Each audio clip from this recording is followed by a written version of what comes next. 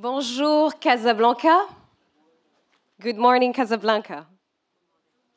All right. Is this a sign we're not in the right place?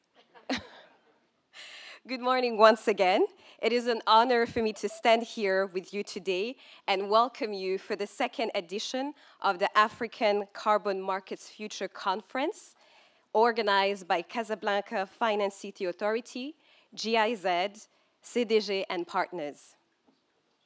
My name is Iris Irumva, and I flew all the way from the land of 1,000 hills, Rwanda, to host a conversation that is very dear to my heart.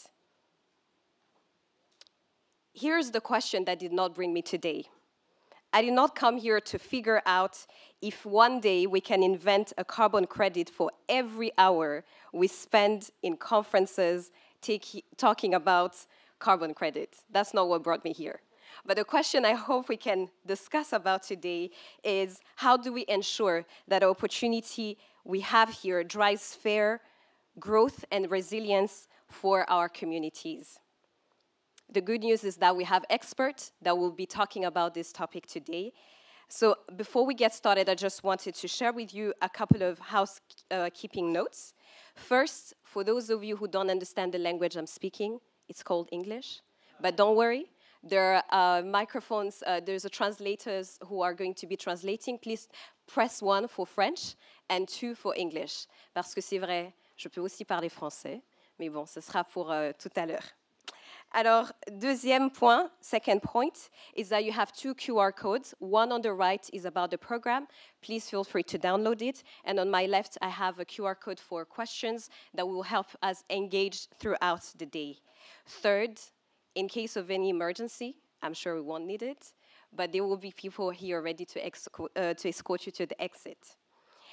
Now, ladies and gentlemen, we're about to start our conference, but there is something I never start without. Research shows that people who truly network during events like this are 40% happier at work. I'm not sure about that. So if you see today someone who's suspiciously happy, I hope you understand what's going on. So let me ask you to stand up to your feet just for a few seconds and let's try it out. I want you to give a high five to 2 people that you don't know, 2 people, and just wish them a great conference in your mother tongue. Just give them a high five and wish them a great conference. Let's do that. I love the energy. I love the smiles.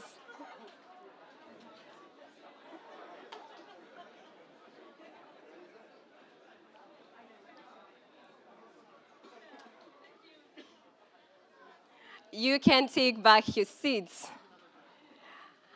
I believe the theory was right? Because now I see beautiful smiles and I'm happy to get started with the conference. So to begin this conference, let me welcome to the stage our first speaker. And our first speaker is none other than the DG of CDG, Mr. Khalid Safir, to come and give his opening remarks. Let's give him a big round of applause as he comes to the stage. Welcome, sir. Et ça sera en français, je pense. Hein?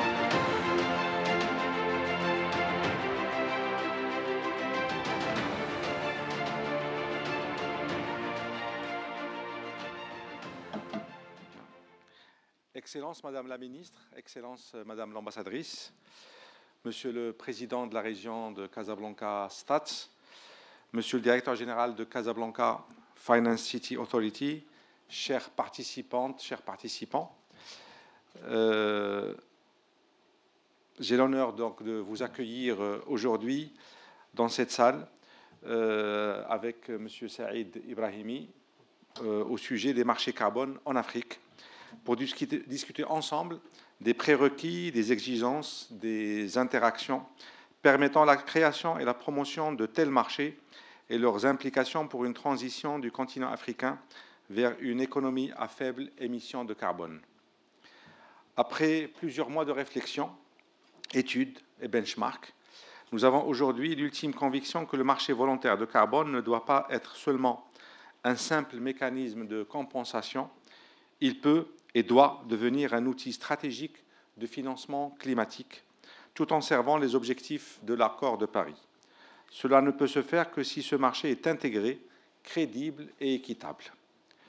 Nul ne peut nier que les besoins de financement du climat sont immenses et les budgets des États et des budgets publics sont limités pour y faire face. C'est dans ce sens qu'un marché structuré, générant des crédits carbone bien encadrés, peut apporter des flux financiers additionnels fléchés vers la transition énergétique, l'agriculture durable ou la reforestation. Mesdames et messieurs, la semaine dernière s'est tenue à Séville la 4e conférence internationale du financement du développement et le marché carbone a été mentionné comme un outil clé pour canaliser des financements vers la transition écologique. Il permettrait de monétiser les réductions d'émissions de CO2, créant ainsi une source de revenus pour les projets verts dans les pays en développement. Il est rappelé que la déclaration de Séville, ou Compromiso de Sevilla, a insisté sur la nécessité de rendre les mécanismes du marché carbone accessibles aux pays du Sud, qui sont souvent marginalisés dans les marchés mondiaux. Cela suppose plus de transparence, de soutien technique et de capacité institutionnelle. La même déclaration de Séville soutient également la mise en place d'outils fiscaux comme la taxe carbone pour renforcer le signal prix du carbone. Et nous sommes conscients, au niveau de la Caisse de dépôt et de gestion, acteur financier important au niveau du Royaume du Maroc, avec des mandats liés à la mobilisation de l'épargne langue, au financement du développement durable et à la gestion des fonds publics stratégiques, que nous représentons un partenaire naturel pour accompagner et structurer un marché carbone volontaire répondant également aux exigences de l'article 6 et au Carbon Offsetting and Reduction Scheme for International Aviation, CORSIA, en lien avec les ambitions nationales en matière de contribution déterminée nationale et le nouveau modèle de développement du Royaume.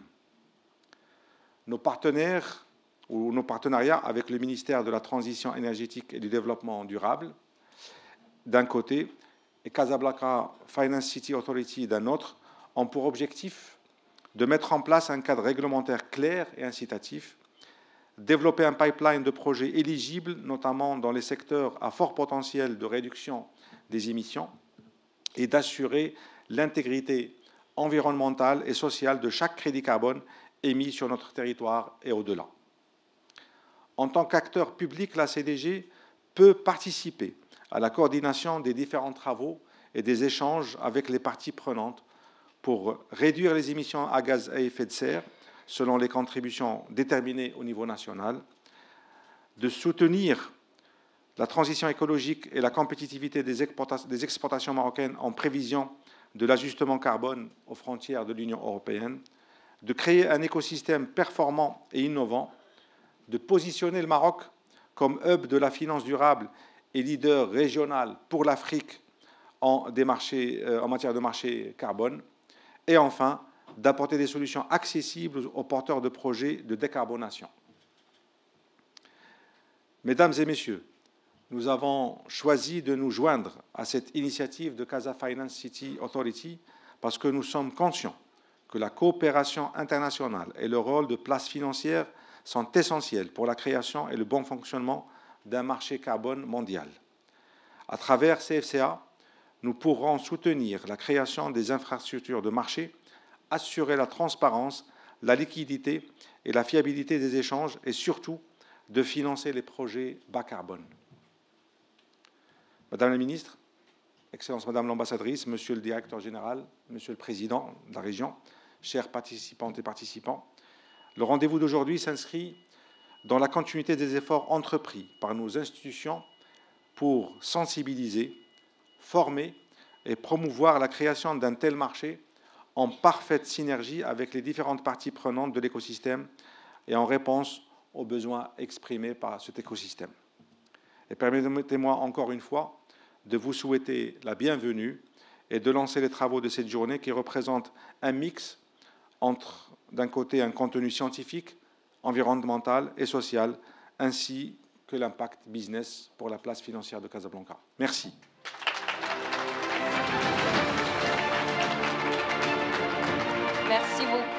On peut encore une fois applaudir Monsieur Safi. Je veux être sûre que vous avez compris ce qu'il a dit pour ceux qui ne comprennent pas français. Tout va bien? Super. For the second remarks, I'd love to welcome Mr. Said Ibrahimi, who is the CEO of Casablanca Finance City Authority, to come and deliver his opening remarks. Thank you so much.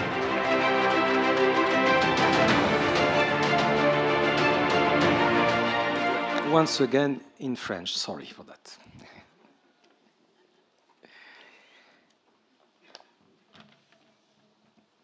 Madame la ministre, Madame l'ambassadrice, Monsieur le Président de la région, cher Khalid Safi, directeur général de la Caisse des dépôts et gestion, chers partenaires et invités en vos titres et qualités, Mesdames et Messieurs, il y a un an, dans le cadre de la définition de notre vision stratégique à CFC, vision stratégique à horizon 2030, l'idée de contribuer à édifier un marché volontaire du carbone régional émergeait de nos travaux. 3 mois plus tard, en septembre 2024, nous procédions à la signature d'un mémorandum d'entente avec la Caisse de dépôt et de gestion, avec une ambition commune affichée, poser les bases d'un marché régional volontaire du carbone.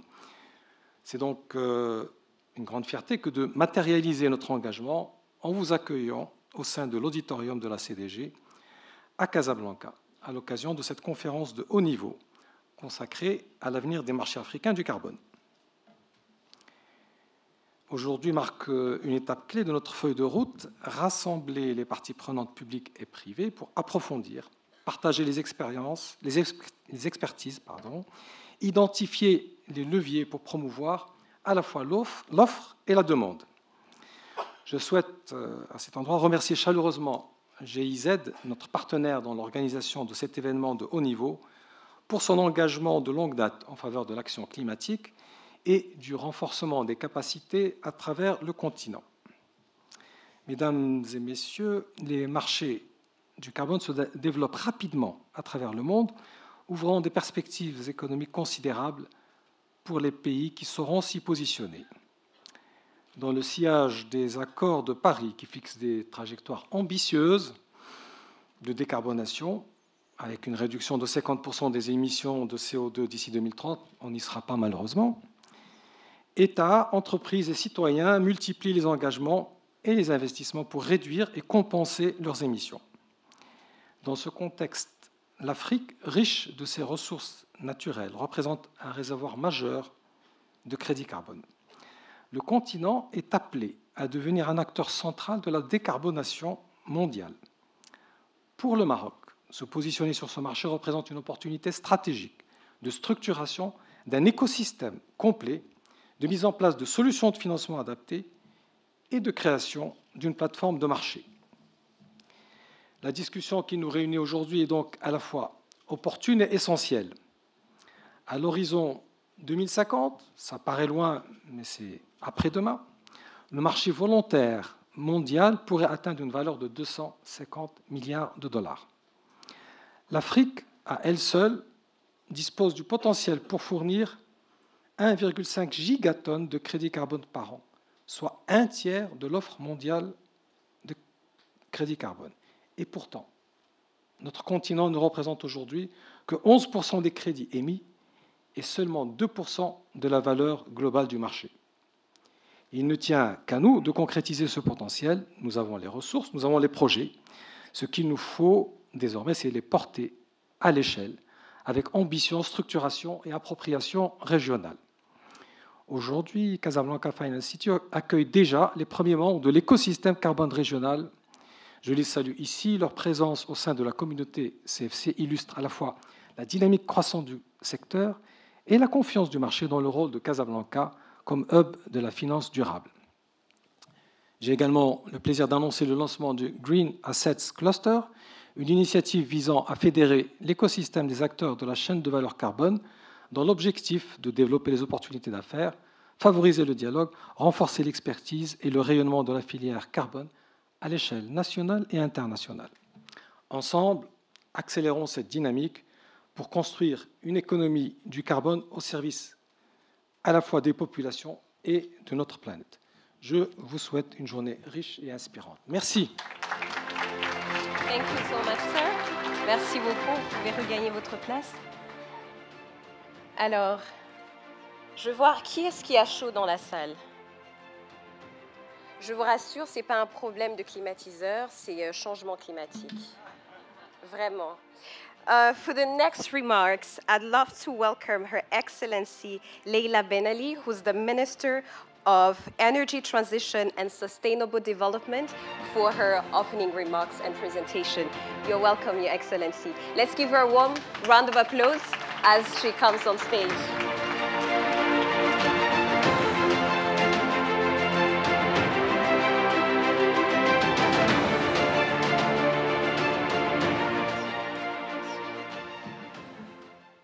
Donc je pense que la plupart sont francophones, quelques anglophones. Bon, je switcherai vers l'anglais lorsqu'il sera opportun de discuter de choses un peu plus techniques et un peu plus business.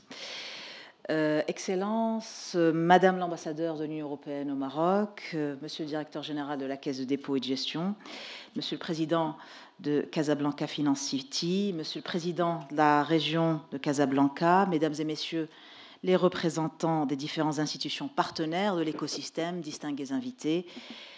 Bonjour, c'est vraiment avec un grand honneur que je m'adresse à vous aujourd'hui à l'occasion de cette deuxième édition de Scaling Up Carbon Markets in Africa, qui a été voulue, pensée par CFC et CDG, et je les remercie, parce que lorsqu'ils m'en ont parlé la première fois, j'ai pensé que c'était une excellente idée pour justement pouvoir démystifier les marchés carbone. Et je tiens vraiment à vous féliciter également vos partenaires, la GIZ, l'ensemble des partenaires de l'Union européenne au Maroc, qui ont tenu à ce que cet événement stratégique devienne un rendez-vous incontournable pour, comme vous avez si bien dit, l'écosystème et la communauté climat nationale et internationale. Et ce moment de réflexion collective arrive à la veille d'échéances déterminantes, alors que la communauté internationale s'apprête à entériner un certain nombre de règles définitives et des cadres adaptés à l'échelle nationale pour la mise en œuvre de l'accord de Paris, surtout l'article 6. Mais comme vous le savez, le Royaume du Maroc n'a pas attendu ces clarifications pour engager avec volontarisme les fondations de ce qu'il voulait comme son propre marché carbone, principalement volontaire, bien entendu, dans un esprit d'anticipation. Je ne vais pas rentrer dans les détails de la définition de ce que c'est qu'un marché carbone. Vous êtes tous là, donc je pense que vous savez déjà tous ce qu'il en est. Ça reste un outil économique majeur qui peut être perçu comme un outil technique, mais du point de vue des autorités marocaines et des régions du Maroc, c'est d'abord un outil politique et social pour asseoir cette transition, non seulement transition énergétique et économique, mais surtout transition sociale vers le nouveau modèle de développement que nous voulons tous. Comme vous le savez, mesdames et messieurs, le principe de responsabilité commune mais différenciée est reconnu comme fondement de la diplomatie climatique, ou je dirais du multilatéralisme climatique aujourd'hui. Donc, le point sur lequel je voudrais vraiment insister, c'est que le Maroc ne s'est pas engagé dans cette voie pour cocher des cases, pour s'aligner avec les attentes internationales, mais surtout parce que c'est un choix profondément éthique, profondément stratégique et surtout profondément économique, qui est éclairé, parce que notre conviction, c'est que l'action climatique d'abord, ne devrait plus être l'apanage de grands émetteurs, mais surtout doit être une démarche qui tire avantage des principaux avantages compétitifs du Maroc. Bien entendu, notre potentiel en renouvelable, mais également les investissements que nous avons mis en place pendant les dernières décennies sur nos infrastructures physiques, nos infrastructures immatérielles, et Casablanca Finance City est potentiellement le meilleur exemple de ces infrastructures immatérielles qui permettent le développement du marché. Neutralité carbone à l'horizon 2050, inscrite dans nos stratégies bas carbone, et vous avez des représentants du ministère qui est là, M. Tahiri, qui est un de nos principaux négociateurs à la COP, qui a eu beaucoup de mal la semaine dernière à faire passer la révision de la CDN 3.0, pour plusieurs raisons. Hein. D'abord parce qu'il a voulu aller jusqu'à 53% de réduction des émissions à l'horizon 2035, dont 27% inconditionnels, à travers un portefeuille de plus de 96% de projets d'atténuation. Mais ce que j'ai demandé à M. Tahiri la semaine dernière, c'est très bien tout ça, mais on ne va pas aller à la COP cette année au Brésil avec la même manière de présenter notre CDN de manière traditionnelle. Le Maroc peut apporter autre chose. Et c'est la raison pour laquelle nous sommes là aujourd'hui, avec la CFC, avec la CDG, pour que vous nous aidiez justement à proposer au monde, pas uniquement aux pays du Grand Sud, mais au monde, une nouvelle manière de présenter la CDN. Si je prends l'exemple du secteur électrique, comme vous le savez, le Maroc a cet avantage que nous ne sommes pas un pays exportateur de pétrole et de gaz, nous ne sommes pas un pays producteur d'énergie fossile. Donc j'ai toujours dit, alors pourquoi calquer les stratégies et les plans nationaux de pays producteurs ou exportateurs d'énergie fossile? Notre principal avantage comparatif, c'est les énergies renouvelables. Donc autant faire de telle manière à ce que cette efficacité sur le développement de projets, sur les coûts de développement de projets pour la production d'électricité et le transport d'ailleurs d'électricité également, soit complètement aligné avec l'efficacité carbone. Et également dans l'industrie. Alors on est en train de travailler avec les industriels qui sont plus énergivores, le ciment, les phosphates, qui ont, je dirais, une politique industrielle particulière.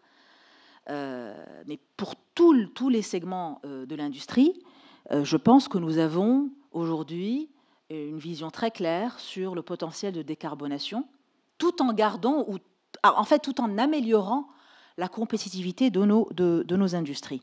Je pense plus particulièrement aux phosphates. L'autre point très important, c'est encore une fois la sortie progressive du charbon qui avait été amorcée. Nous sommes, en tant que pays, nous nous étions engagés, je vous rappelle, à la COP 28. Déjà, ça avait commencé à Glasgow, à la COP 27, où,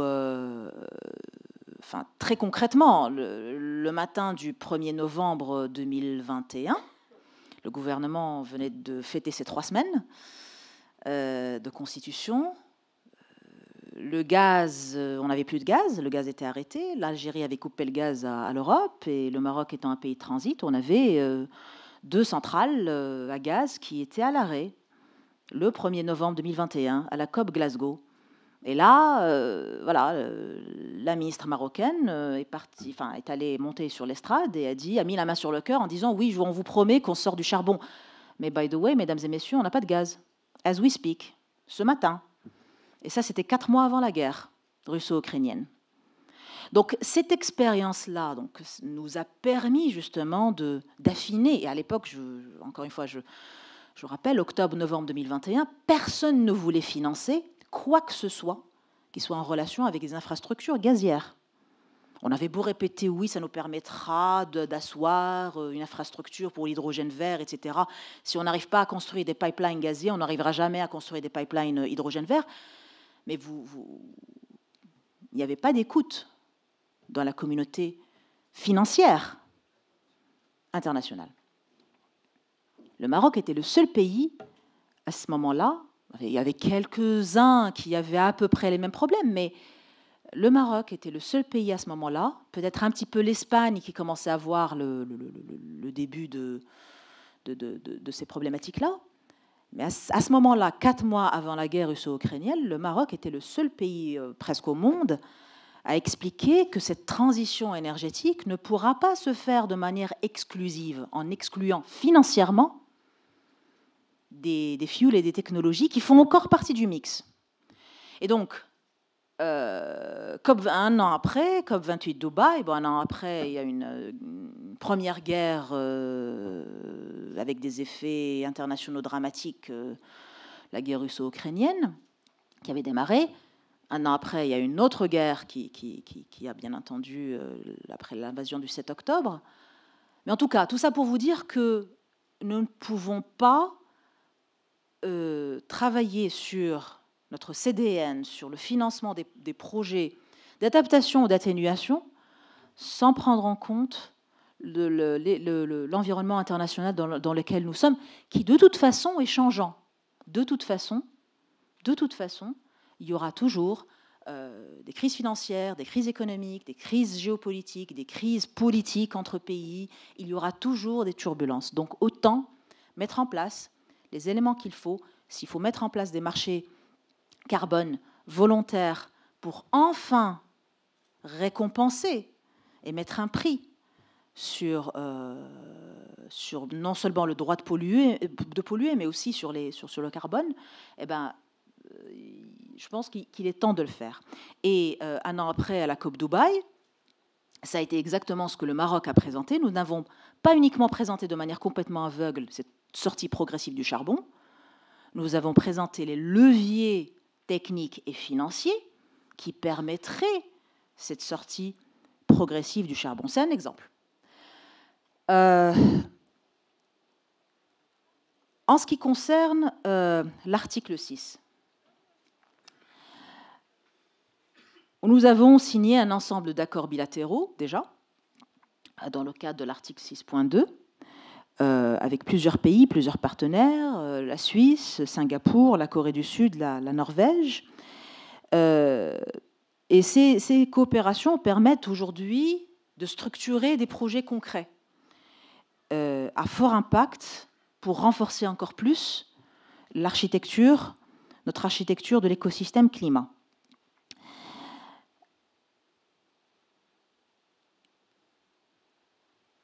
Et aujourd'hui, nous avons donc un cadre stratégique qui est en cours de finalisation, qui couvre l'ensemble du cycle de vie des projets,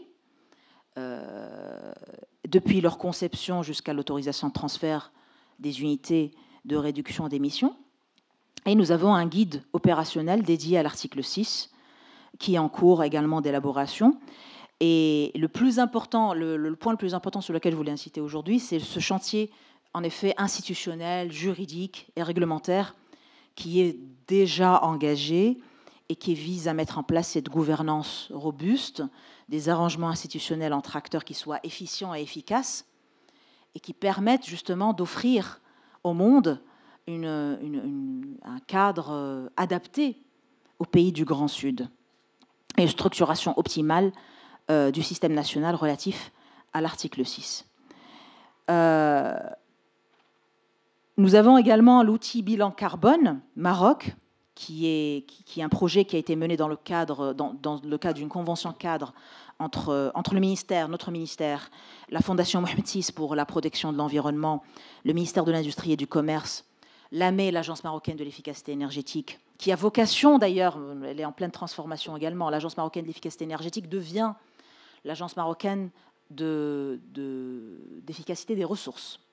Enfin, le nom final sortira après une fois que le projet de loi sera finalisé, mais je tiens à vous dire que le cadre institutionnel également est en train de changer, l'IMANOR ainsi que la CGEM.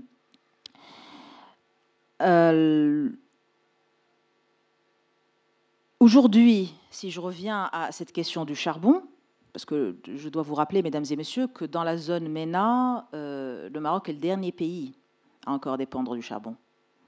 C'est difficile à entendre, mais c'est le cas. Donc, ce que nous avons fait, nous avons instruit l'arrêt de toute nouvelle programmation de centrales thermiques à charbon dans le plan d'équipement électrique à l'horizon 2030. Nous avons annulé les projets thermiques à charbon de Nador et l'extension de la centrale de charbon de Jarada, qui était programmée dans l'ancienne version du plan d'investissement de l'ONE, et la préparation de la conversion des turbines à gaz de Qnetra et Mohammedia qui fonctionnaient au fioul vers le gaz naturel. Donc c'est pour ça que vous nous avez entendu pendant les derniers mois être très progressiste sur Nador West Med comme premier point d'entrée du GNL au Maroc, etc. etc. Je ne vais pas rentrer dans les détails, j'en ai tellement parlé que je pense qu'il est important de comprendre qu'aujourd'hui, on essaye de mettre toutes les infrastructures en place pour réussir cette transition énergétique dans le secteur de l'électricité. Je fais une petite digression lorsque je parle de la centrale de charbon de Jarada. Comme vous le savez, nous avons un secteur des mines également qui est dépendant de cette transition énergétique et de cette transition économique et sociale. C'est pour ça que tout à l'heure, je vous parlais de la transition sociale. Nous travaillons également avec les régions de Darat Safilat et de l'Oriental pour asseoir une vraie transformation de ces régions. Et nous faisons cela dans un cadre très local, mais également très coopération sud-sud. Je l'avais annoncé à la dernière, au dernier. Je sais bien. Je l'avais annoncé au dernier forum des mines en fin de l'année dernière. Le Maroc aujourd'hui se positionne comme le principal corridor, bien entendu, logistique, énergétique, énergie verte, électrons et molécules vertes entre l'Afrique et l'Europe et le bassin atlantique. Mais il y a une autre histoire qui se dessine également. C'est que le Maroc, corridor des métaux et minerais stratégiques de transition économique et sociale entre l'Afrique, l'Europe et le bassin atlantique.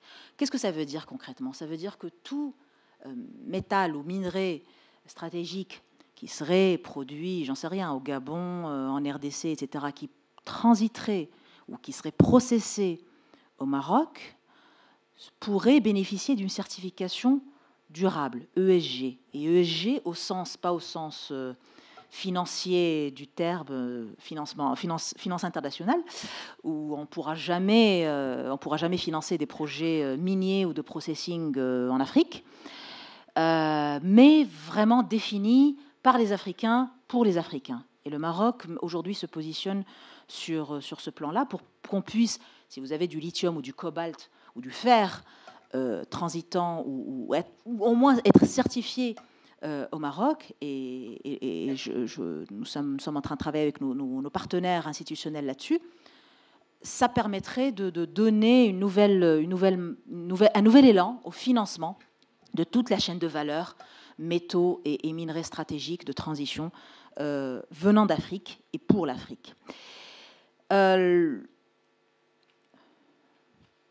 Bon, j'ai déjà parlé de la sortie du charbon, on va pas en reparler. Dernier point, donc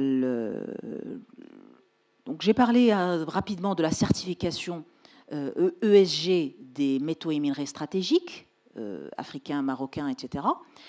Nous nous sommes également engagés sur la mise en place d'un mécanisme de certification des électrons verts. Et pour la première fois sur le continent africain, nous avons un système national des certificats d'origine des énergies renouvelables et, bien entendu, la mise en place effective d'un marché relativement libéralisé. Vous avez suivi notre histoire de la refonte de la 1309 et de la 82-21, qui est la loi de l'autoproduction.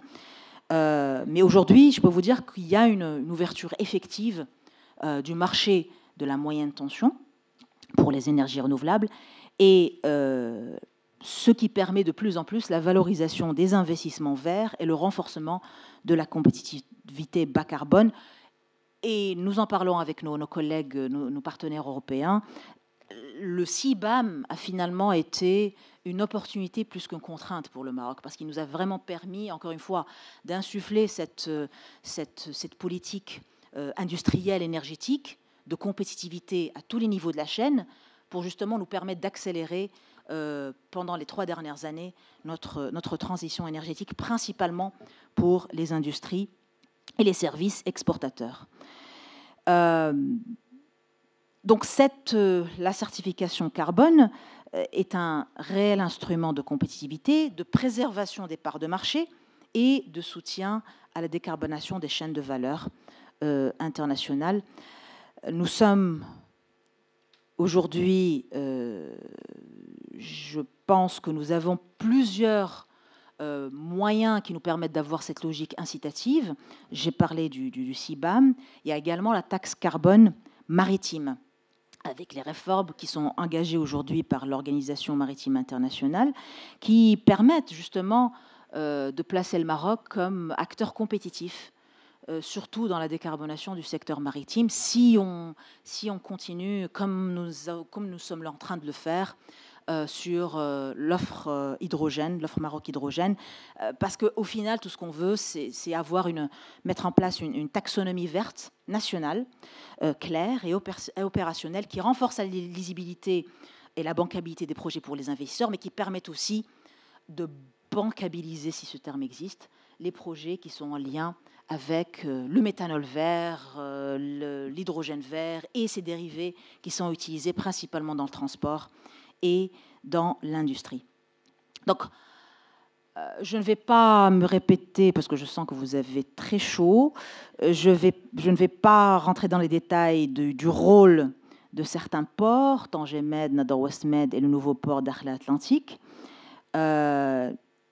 Nous avons aujourd'hui une opportunité, je pense, incontournable et historique pour devenir ce pôle de création de crédits carbone de haute qualité, générateur de co-bénéfices, bien entendu environnementaux, mais surtout sociaux. Nous devons impérativement, premier devoir à faire avec nos partenaires institutionnels tels que la CDG et la CFC, c'est harmoniser nos cadres réglementaires, renforcer toujours la transparence et la gouvernance, assurer l'intégrité environnementale et l'équité des bénéfices, mais surtout, mobiliser les financements massifs dédiés, conditionnels et inconditionnels. Et là, je me tourne vers M. Taheri pour répéter ce que j'ai dit la semaine dernière, parce que nous sommes à ce tournant décisif de notre histoire collective. Et le Maroc, sous la vision éclairée de Sa Majesté le roi Mohammed VI, que Dieu l'assiste et le glorifie, a fait ce choix de l'anticipation, de l'ambition, mais surtout de la cohérence. Donc nous pouvons, avec une coopération internationale renforcée, bien sûr, mais surtout une gouvernance crédible et une volonté politique ferme que vous avez, relever ce défi commun et bâtir un avenir durable, juste et prospère pour tout le monde. Et je vous remercie pour votre attention et je vous souhaite surtout des projets porteurs d'impact et de solutions aujourd'hui. Merci beaucoup. Merci beaucoup, Madame la Ministre. Merci beaucoup pour votre discours. Entre charbon, taxe carbone maritime, négociations, avancées majeures pour le Royaume du Maroc, la présentation de Madame la Ministre est une petite piqûre, un petit rappel que franchement les femmes sont quand même de meilleures oratrices. On est tous d'accord. Désolée, monsieur, sans vouloir vous offenser, mais merci beaucoup. On peut encore une fois applaudir Madame la Ministre. Et nous allons du coup continuer avec les dames. Et cette fois-ci, je vais inviter Her Excellency Patricia Lombard-Cusack, Ambassador of the European Union to Morocco, to come and give her opening remarks. Let's give her a big warm of applause as she comes on stage.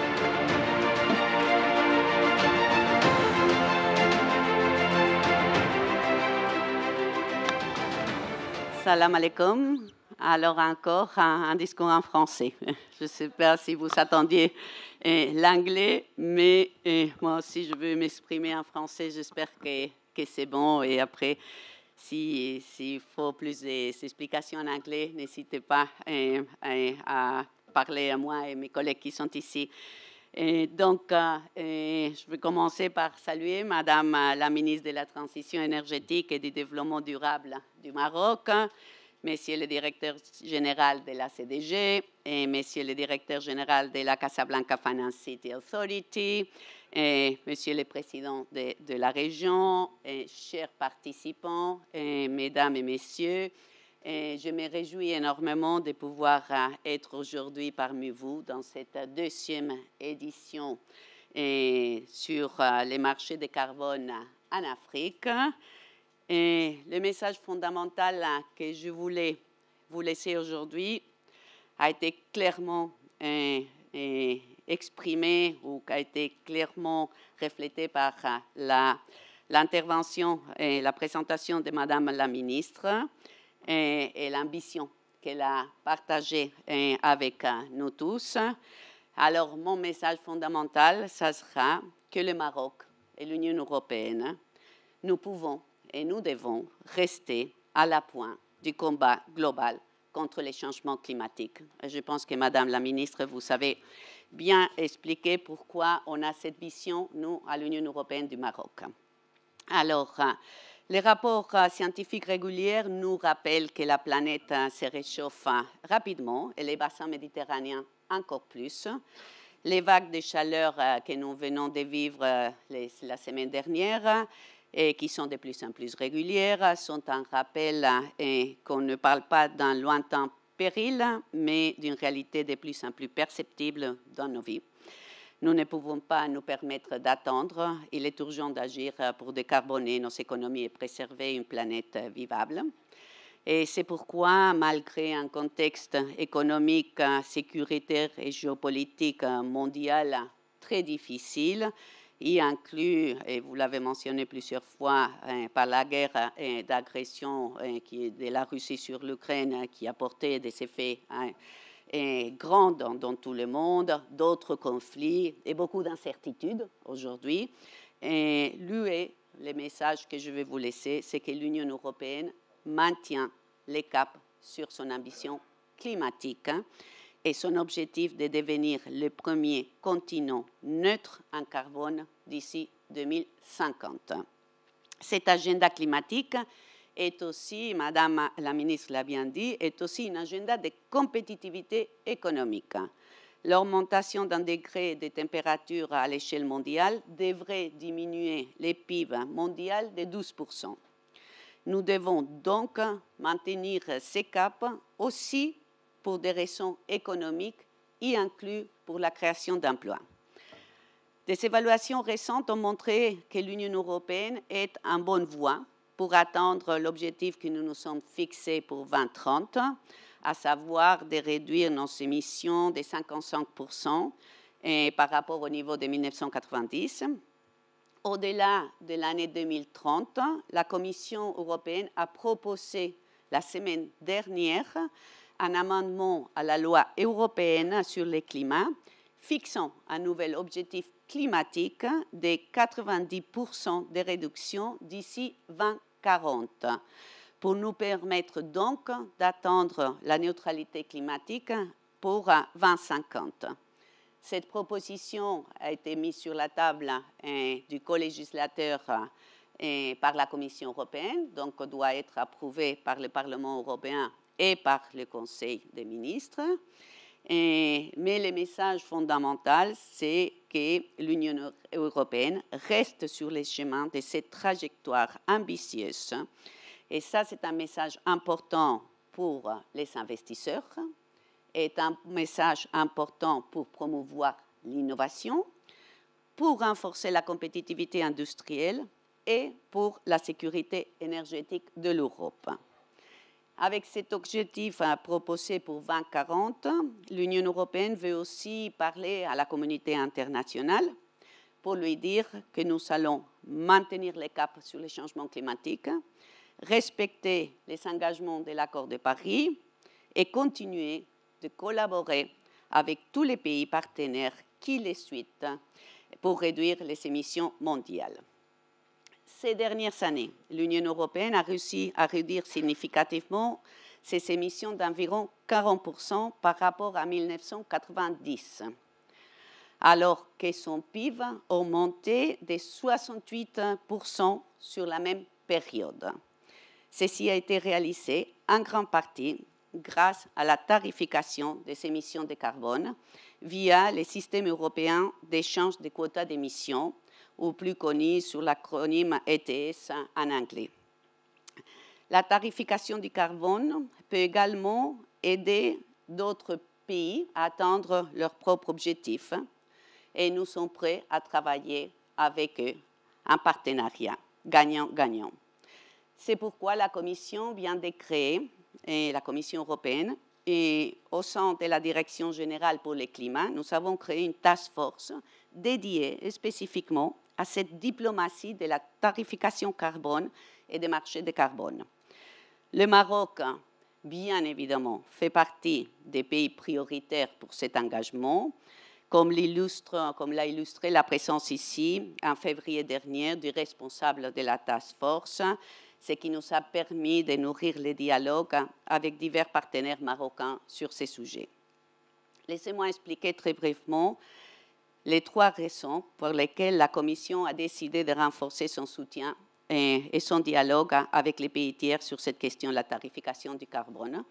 Les 3 raisons sont que cela fonctionne et que ça sera nécessaire pour atteindre les objectifs climatiques et troisièmement, que ça permettrait aux pays de générer des revenus pour financer cette transition climatique. Laissez-moi revenir brièvement sur chacun de ces raisons. D'abord parce que cela fonctionne. Cela a été notre outil à l'Union européenne le plus efficace pour réduire les émissions. Les émissions couvertes par le système ETS ont diminué de près de 50% depuis sa création en 2005. Cela a été réalisé de la manière la plus rentable, car les opérateurs peuvent choisir de réduire les émissions là où c'est le moins coûteux. Cela encourage aussi l'innovation et l'efficacité énergétique en vue de réduire les émissions et les coûts qui viennent associés. Deuxièmement, je dis parce que la tarification du carbone sera nécessaire dans le but d'atteindre les objectifs climatiques. Et la tarification du carbone peut être un outil puissant pour atteindre ces nouveaux objectifs plus ambitieux que nous allons tous faire à Belém en novembre au Brésil. Cette année, des pays tels que le Brésil, le Japon et tout récemment la Turquie ont adopté des législations soutenant la tarification carbone. Plus de 80 juridictions dans le monde ont désormais des politiques de tarification de carbone en place. Cela confirme que cette approche est pertinente dans différents contextes et nous espérons que d'autres pays feront preuve d'ambition en la matière d'ici à la COP à Belém. Troisième élément, et vous l'avez déjà mentionné aussi, Madame la Ministre, le CBAM, mais je dirais surtout que ces mécanismes aident à générer des recettes qui peuvent être réinvesties pour soutenir la transition. Et donc, dans le cadre du CBAM européen, ces prix effectivement payés sera repris en compte et déduit dans les CBAM. Nous avons également appris de notre côté dans l'Union européenne qu'une utilisation stratégique des revenus fiscaux liés au carbone joue un rôle très important pour éviter une approche socialement régressive et pour soutenir la décarbonation des entreprises. Je voudrais finalement dire quelques mots sur l'article 6 de l'accord de Paris et les marchés de carbone volontaires qui nous réunissent aujourd'hui. L'article 6 de l'accord de Paris, vous le savez bien, autorise les approches coopératives entre les pays afin de coopérer sur une base volontaire pour atteindre leur CDN en échangeant leurs résultats d'atténuation. Nous savons que le Maroc s'est engagé dans l'application de l'article 6 et a signé des accords bilatéraux, Madame la Ministre, vous nous avez parlé, avec plusieurs pays, et que les pays travaillent également sur l'élaboration d'un cadre national de coopération au titre de l'article 6. Un cadre national solide qui prend en compte la meilleure façon d'aligner l'article 6 sur les plans de développement à long terme d'un pays est clairement susceptible d'optimiser les avantages pour les populations et pour le climat. L'Union européenne est prête à continuer à travailler avec le Maroc, à élaborer et mettre en place ces cadres dans la mesure où le Maroc le voudra, notamment à travers la task force européenne que j'ai évoquée, et en complémentarité avec toutes les actions qui sont soutenues par l'Union européenne à travers les projets de transition juste menés par la GIZ et le Global Green Growth Institute, par exemple. Les marchés volontaires du carbone peuvent également jouer un rôle dans la décarbonation et la mobilisation des financements pour lutter contre les changements climatiques. Il est toutefois important que ces marchés volontaires de carbone respectent des normes rigoureuses, notamment en matière d'intégrité environnementale, de surveillance et des droits humains. Par le passé, les marchés internationaux du carbone, et plus particulièrement les marchés volontaires, ont été critiqués pour avoir généré des crédits de faible qualité et faciliter le greenwashing de certaines entreprises. Pour avoir un impact, les marchés internationaux du carbone doivent s'aligner sur des critères d'intégrité élevés, tels que ceux du mécanisme de crédit de l'article 6.4 de l'accord de Paris. Nous encourageons vivement à privilégier la qualité à la quantité et à garantir que toute transaction de crédit repose sur des critères d'intégrité élevés. C'est le meilleur moyen d'assurer une croissance durable des marchés volontaires ancrés dans la crédibilité et la transparence. Je vais, pour conclure, rappeler que le Maroc, avec son ambition climatique, ses stratégies de transition énergétique et de décarbonation, menées notamment sous le leadership de Sa Majesté le Roi, demeure un partenaire naturel et stratégique pour l'Union européenne sur ces questions. Ce n'est pas un hasard si le Maroc a été le premier pays avec lequel nous avons signé, en tant qu'Union européenne, développé ensemble et signé un partenariat vert que nous avons lancé en 2022 et qui est devenu le cadre politique de notre coopération sur les questions vertes et qui a permis de les mettre au tout premier plan de notre coopération.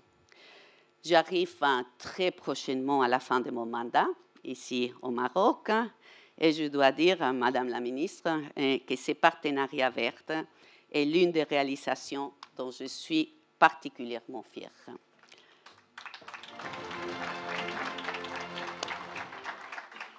Ce partenariat a permis à nos partenaires marocains d'être informés en priorité de tous les développements législatifs et réglementaires européens liés au pacte vert, par exemple sur les CBAM, sur la tarification carbone, sur l'économie circulaire, l'hydrogène vert, etc. Et d'échanger aussi sur les façons de les anticiper et d'en tirer parti au mieux. Cela a permis aussi de mobiliser une partie substantielle de notre coopération financière sur ces thématiques vertes pour appuyer les stratégies et les réformes marocaines sur la transition énergétique, énergie verte, la politique agricole et forestière, terre verte, ou l'économie circulaire, économie verte, pour n'en citer que quelques-unes.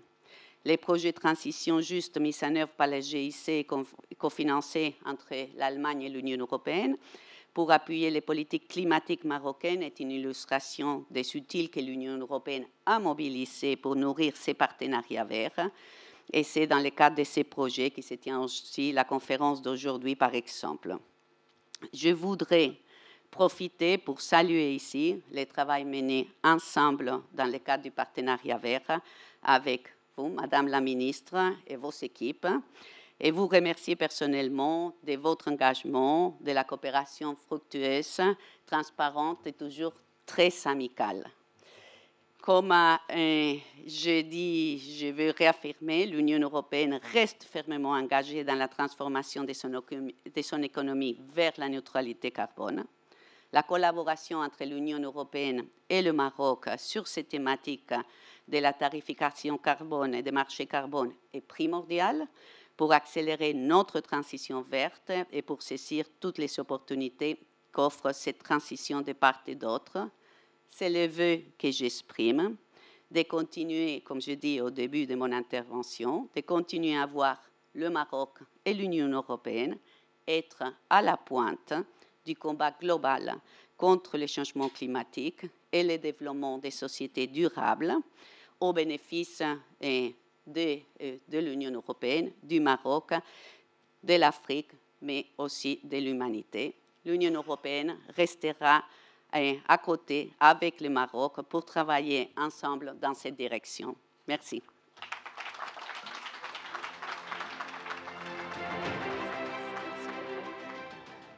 On applaudit encore une fois son Excellence, Madame l'ambassadrice. Je voulais juste confirmer, avant que Madame l'ambassadrice ne puisse sortir. Merci beaucoup encore une fois. Alors, elle a lancé un défi. Elle a parlé de l'objectif de 2050. Et j'ai regardé dans la salle et je me suis dit, on ne sera pas aussi jeune en 2050. Heureusement, elle a parlé d'un task force de la diplomatie. Bonne chance à vous, si vous deviez négocier qu'on reste aussi jeune en 2050. Mais en tout cas, c'était un plaisir d'entendre votre discours, Madame l'ambassadrice. Moving on to our next keynote speaker, I'd love to welcome on stage, at least English now, right? On applaudit tous les orateurs opening remarks en français, s'il vous plaît, parce que vous avez fait un travail excellent et c'était un plaisir d'écouter vos commentaires. Now, I'd like to welcome Mr. Andrea Bonzani, who's the International Policy Director at the International Emissions Trading Association, for a great presentation that's coming up. Thank you.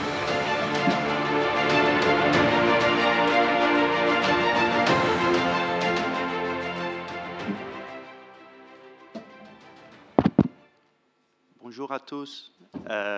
English now. Good morning. It's an honor to speak after the opening remarks of such distinguished speakers, Madame la Ministre, Madame l'Ambassadrice, Monsieur le Président de la Région, Monsieur le PDG de Casablanca Finance City. I'm here representing AITA, and I will provide an overview of carbon markets worldwide, with the focus especially on the VCM and Article 6 of the Paris Agreement. But if you allow me, I will start with a brief introduction of AITA, the organization I work for. We are a trade association. We have over 300 members. Our members are companies active in all kinds of carbon markets. And we were established in 1999, 26 years ago, with the clear objective of promoting market-based carbon pricing systems to reduce emissions cost efficiently and establish a global carbon pricing regime so that the world could move quickly towards carbon neutrality. We pride ourselves to be involved in all the relevant discussions on policy design, thought leadership, and global capacity building. And we do have partnerships and initiatives with the likes of the UNFCCC, the World Bank, the OECD, and other important international organizations. Compared to other trade associations, we are truly global and we are multi-sector. Here you have some facts and figures. Our membership is still heavily skewed towards the so-called global north, Europe and North America, but we've seen an increase in membership in Asia, the Middle East, and Africa, and we truly hope this trend continues as carbon markets become an instrument that is not something utilized in richer economies only, but it truly delivers emission reductions and removals worldwide. And here you have these slides with all the logos of our members. We are over 300, hoping to reach 350 very soon. And my colleagues do a very good job at fitting all the logos in one slide. So, carbon markets. We heard from, in the opening remarks, about the direction we are taking. But I'd like to, I have one more slide with our resources. You have a QR code that you can scan. You'll find links to some of our public resources. And of course, we do have additional resources and support for member companies that join our association. And our events. Many of my colleagues today are in Bangkok, in Thailand, for our Asia Climate Summit. We run 4 regional climate summits every year, Europe, Asia, Latin America, and North America. And next year, we decided we will add one more summit to our series, and it will be Africa Climate Summit. It would be most likely in Q1 next year. So being here on the African continent, I hope to see many of you next year. And we also have a significant presence at COP30 this year in Brazil.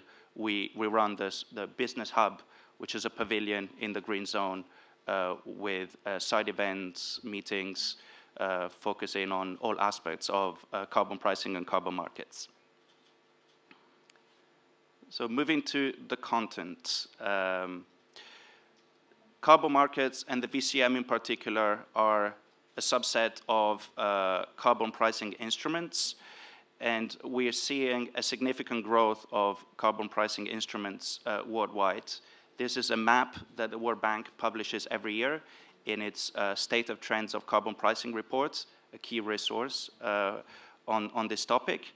And I really like looking at how the map changes year over year over the past decade or more. And we really moved from a map that had countries highlighted only in the global north, Europe, the EU, and parts of North America, and we're starting to see more and more color in many different areas of the world. And the blue color is where carbon pricing instruments, carbon taxes, or emission trading systems are in operation. And we really see some of the key economies in the global south having these systems in place. China first, but last year we had Indonesia starting an ETS, and we see a lot of systems that are being implemented in other very large and significant economies in the global south, such as Brazil and India.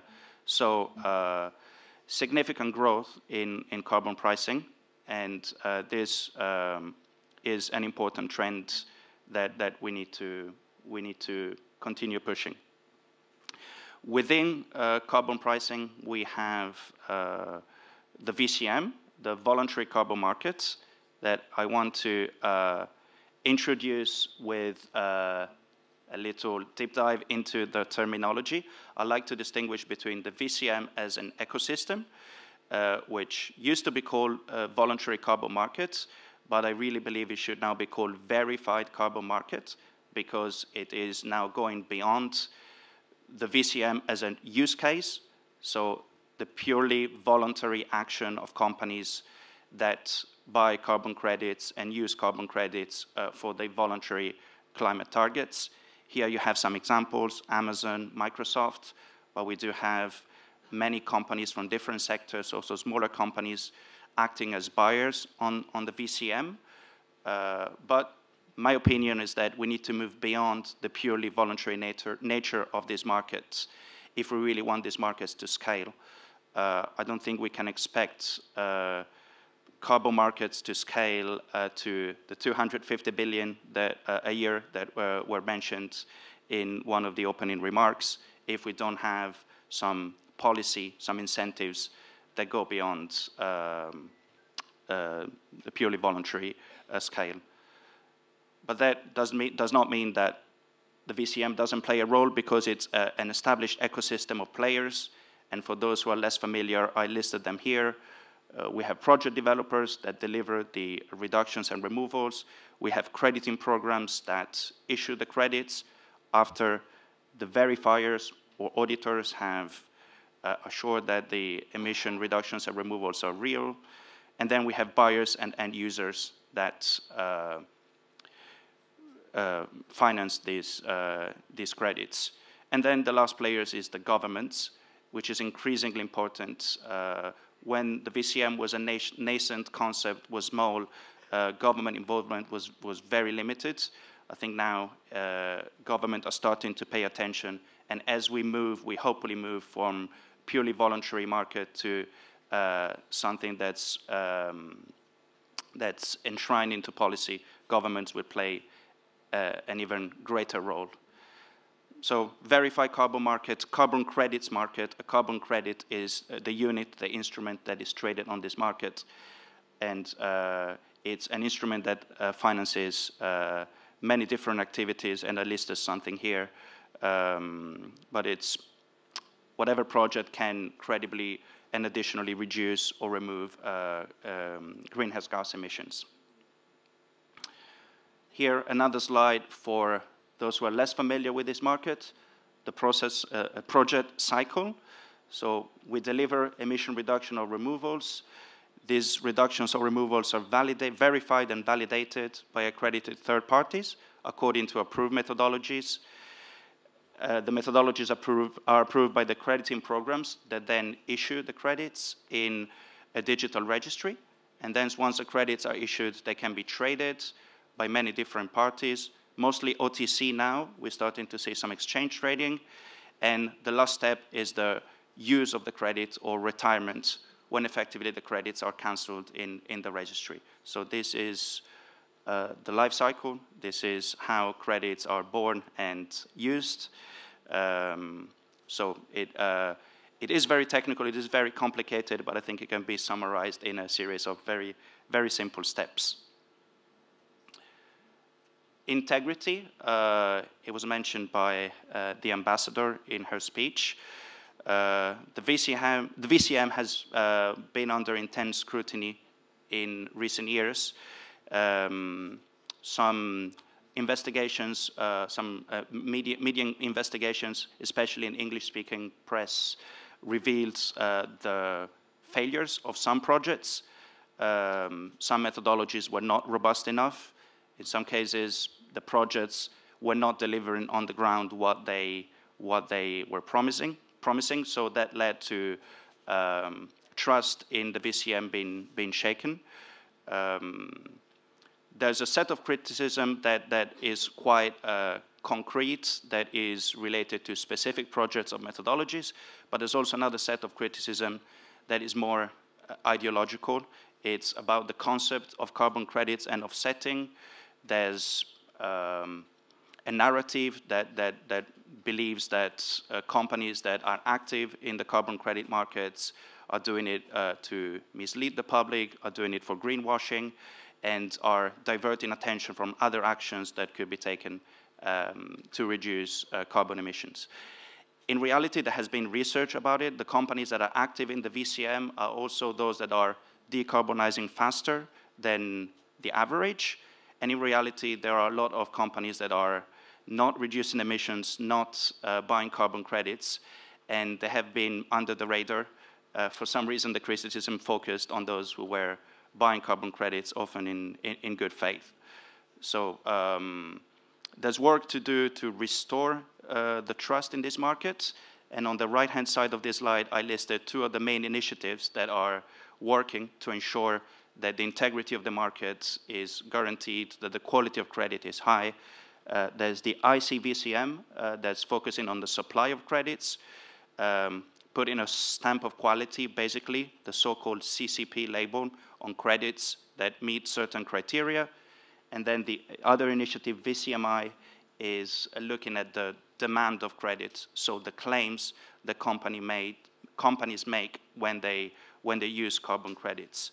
So together, they are raising the bar, and this initiative started before the wave of public criticisms, but their role is now really fundamental, and we're starting to see these initiatives playing a role and coming to fruition. In general, as the ambassador said, quality over quantity. This is a message that I see in our members as well. The quality needs to be high because there needs to be trust in the market. So demand, with all the criticisms the market went through, it's no surprise that the market has been shrinking from its peak in 2021. I'm looking at the graph on the right-hand side of the slide. Prices have remained fairly stable. There are different metrics, different estimation for prices. This report, this is a survey they looking at an average price of about $6 US a ton. What we've seen, the blue bars, a reduction in the transactions. So the market has become less liquid, less players active. But if you look at the dark orange bar, the retirements, which is the use of credits, these held up. They've been relatively stable to show that the companies that are using carbon credits are staying the course. They keep to be a similar level of retirement despite the lower momentum in the market. Another trend when it comes to demand is the one showed on the graph, in the graph on the left side. You see the green bar growing significantly from 2023 to 2024. And these are the retirements that are not made for purely voluntary purposes, but they are made to discharge compliance obligations that emitters have in some jurisdictions. California cap-and-trade system, Quebec cap-and-trade system, but also, interestingly, some systems in the global south, such as Colombia and South Africa. Chile implemented a new regime, a similar regime this year, so where carbon tax obligations can be offset by carbon credits. So the same credits that can be used in the voluntary market, they also play a role in compliance regimes. So this is a new trend, and as I said, one that we need to support and closely watch.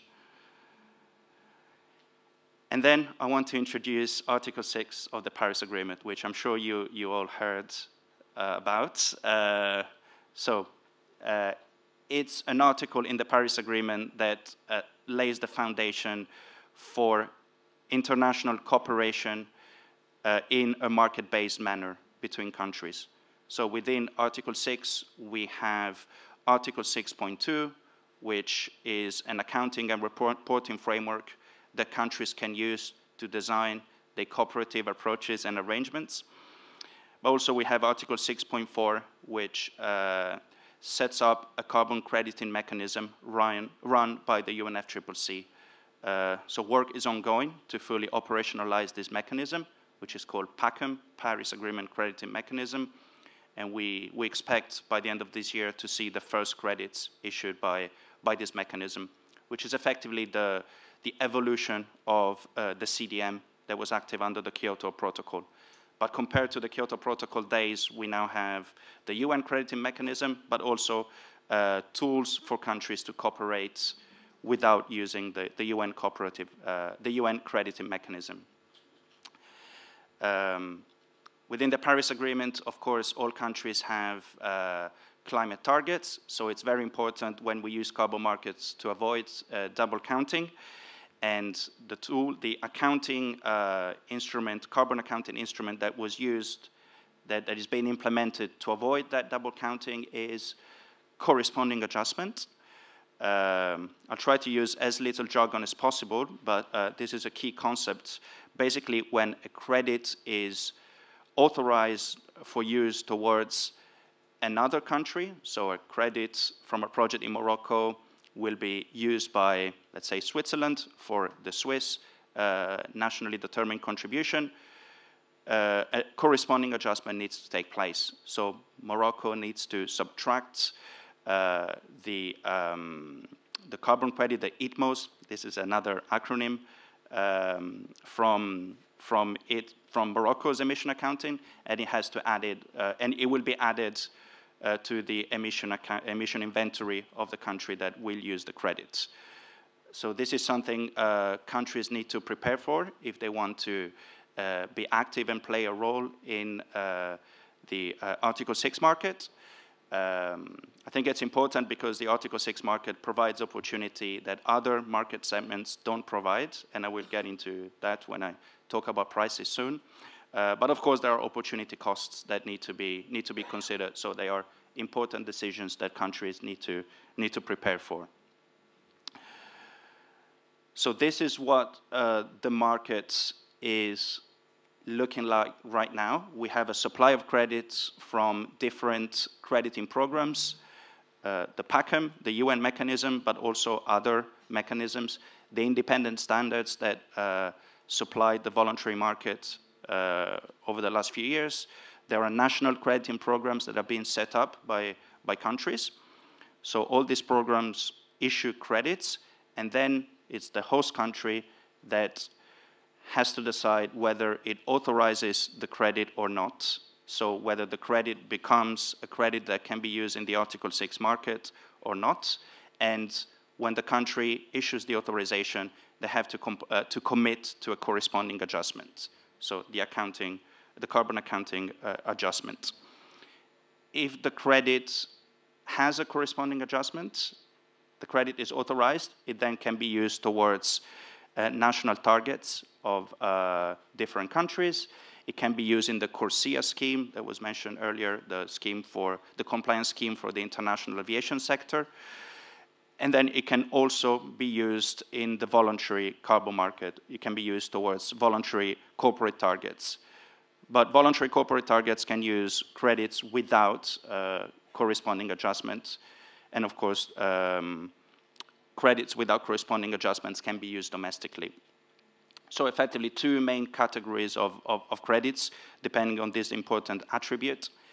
And well, this will significantly impact the pricing of the two credits. Even though at the origin, at the supply side, the project is the same, these accounting attributes makes a real difference because it affects the use cases. So what the Article 6 market looks like right now, here I will not read the whole slide, you can take a photo, but there are basically 5 main buyers that are out in the market trying to buy credits with a 2030 horizon. And there's the CORSIA market, which is a market for international aviation that is treated separately under the UNFCCC. We also starting to look at the post-2030 periods, and we see Norway emerging as a key buyer, and also the EU.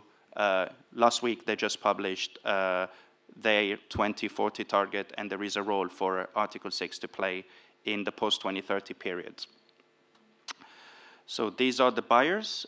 These are the bilateral agreements that have been signed so far. We are close to 100. I stopped counting, but I know we are almost hitting 100. These are the first steps the country need to take to cooperate bilaterally under Article 6.2. And Morocco, as the minister showed, Morocco is one of the countries active here with 4 bilateral agreements with 4 of the main buyers. So now I will talk about prices. It's a complex topic because pricing of carbon credits is complex, non-standardized. There's a very high, excuse me, there's a very high variance depending on the activity type, and there's a premium for credits with a corresponding adjustment. So here you see I took this chart from S&P Global, one of the main price reporting agencies, and you can see the cheapest of the cheapest carbon credits trades for 30 cents. So these are credits without corresponding adjustments from old projects, maybe with less assurance about the quality of the credits. But then if we go to the more expensive category, there at the bottom, we are almost hitting $150 per ton. And these are the tech-based carbon capture, the removals credits, direct air capture, BECCS, biochar. These are removed emissions removed from the atmosphere, and there's certainty that the removals will be durable, will be permanent. So you see the very high variance related to the activity type. But then there's also variance due to the accounting attributes, the corresponding adjustment. Here, we've only had very few transactions in credits with corresponding adjustments, so we rely on estimates and survey data.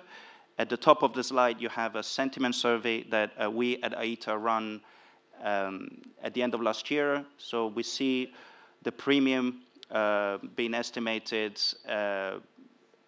by some being above $10 a ton. The majority was looking at smaller premia, less than $10 a ton. I must say, if I responded to the survey, I would have said more than $10 a ton. And I see that in the prices that are beginning to emerge in the market. Here you have the bars indicate the volumes that each of these buyers have committed to, and the green line is the prices, the estimated prices. In some cases, they're purely estimates by consultants, by various companies. In others, they come from initial transactions and figures disclosed in the reports of the specific governments and buyers. You'll see here the CORSIA bars are quite high. These relate to the first phase of CORSIA with a deadline in 2028. There's also a second phase. The deadline for retirements is 2035. And for phase two, the expected amount of credits will be even higher. But to be clear, we must also highlight the uncertainties that surround the CORSIA program. We don't know whether all countries will impose penalties on airlines that will not comply with their CORSIA obligations. And so we don't know to what extent airlines will end up buying the credits that they should buy to fulfill their obligations, especially since the US left the Paris Agreement. They did not leave ICAO, the international civil aviation organizations that run in the CORSIA scheme, but, well, will the US impose penalties on airlines? Probably not. What will the US airlines do? We don't know. And there are similar uncertainties surrounding China, another key emitters for the aviation sector. So we'll see. I just wanted to clarify that the bars you see here are very high, but there's more uncertainty surrounding them than the other ones, referring to demand from sovereign countries. And here, now I'm speaking to a business audience, so I calculated the estimated market size in millions US dollars. So we're talking of markets that go from about half a billion in the case of CORSIA to up to 2 billion in the case of Japan, and CORSIA could be much bigger with the caveat that I just mentioned. And now comes the EU. The ambassador mentioned the new climate targets. I want to focus on some specific provisions of this target. So the headline is a reduction of 90% compared to 1990 levels. But starting from 2036, it will be possible to use high-quality international credits under Article 6 to meet 3% of the level of EU emissions in 1990. So 3% sounds small, but EU emissions in 1999 were 5 billion tons.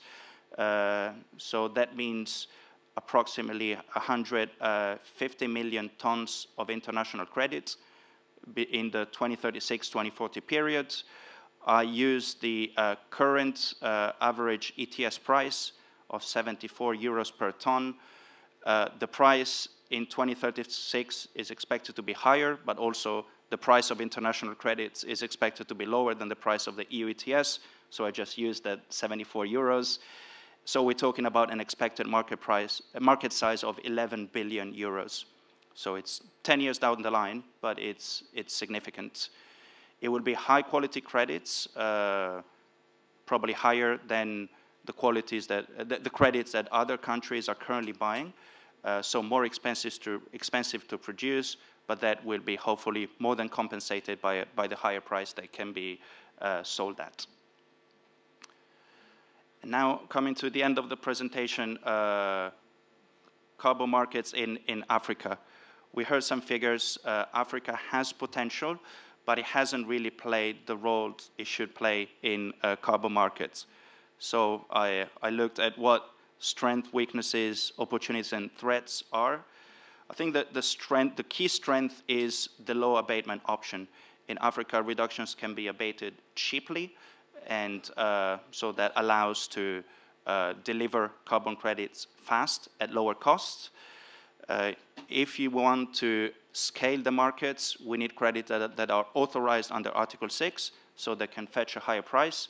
And I put a question mark because, of course, we have more than 50 countries in Africa, and there are differences within Africa. But overall, the political will of governments is strong. Countries are looking at carbon markets as an instrument to reduce emission and deliver international finance. So we're likely to see credits with authorization and corresponding adjustment more than in other regions of the world. The weaknesses at the moment are limited capacity. It is not specific to Africa, but it's something that needs to be addressed. And overall, generally, a more difficult investment environment than in other regions. And these are issues that are not specific to carbon markets only. It's generally things that need to be improved to attract foreign investment in African countries. The opportunities are that a new market is being developed. It's starting really small, but it can scale significantly. And we see moderate competition from other emerging economies. In the CDM days, India, China, Brazil, these were the key sources of credits. We don't see them as focused on selling credits internationally under Article 6 or in the voluntary market. They're more focused on domestic issue when it comes to carbon markets and carbon pricing. So less competition. The threats are, and I mentioned them throughout my presentation, possibly a reduced focus on climate action, with the US retreating from the Paris Agreement, climate ambition generally reducing, and lack of trust in carbon markets that is being addressed and needs to be restored. Final point I want to make is the role of government. I mentioned that before. Carbon markets will not scale if governments are not ready and willing to act. Just today, we published a policy paper. You can scan the QR code on the right. It's a short paper, but we do highlight a list of key elements that needs to be in place to fully harness the potential of carbon markets. And if you want a longer reading, the World Bank last month published a longer report, 140 pages, I believe, and this is a more detailed country guidance to navigate carbon markets and support countries that want to play a role in this. With this, I believe it was my last slide. Thanks for your attention. I'm very happy to address questions. Thank you very much. We can give him a round of applause.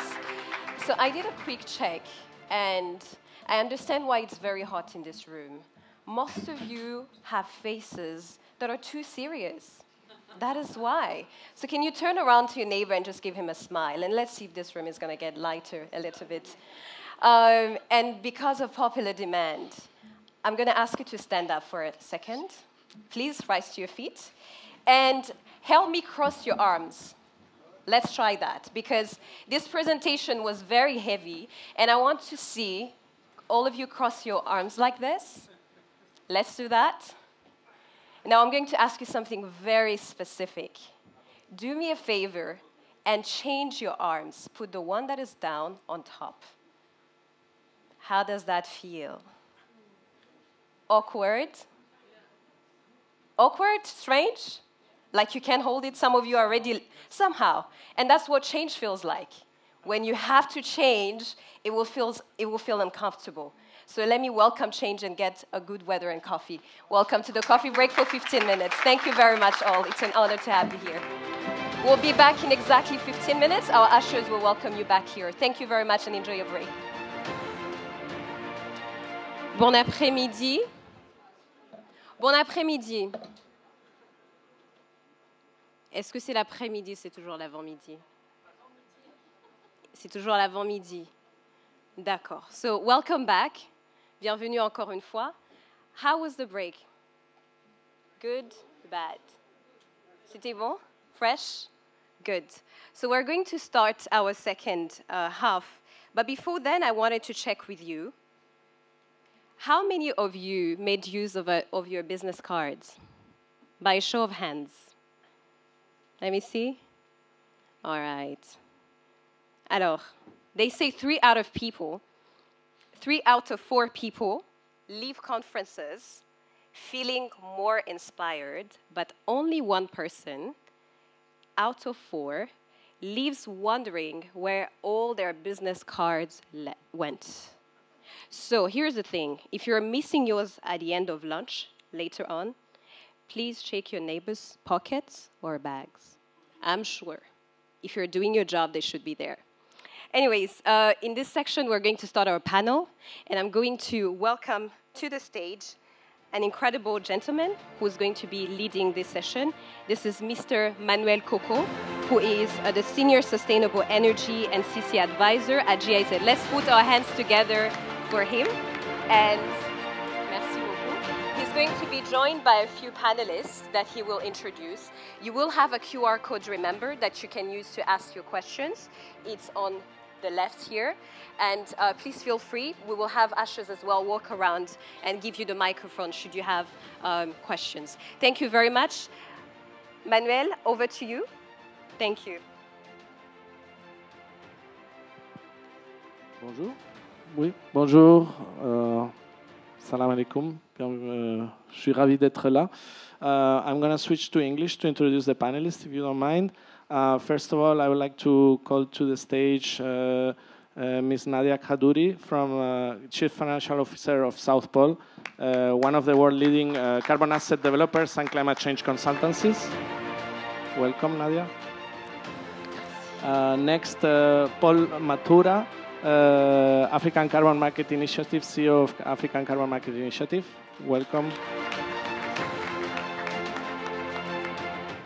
Then I'm going to call to the stage Benjamin Camus, Senior Director of Expansive and Emerging Markets. And last but not least, Ms. Huda Shafil, responsable directrice stratégie de Caisse Dépôt et Gestion.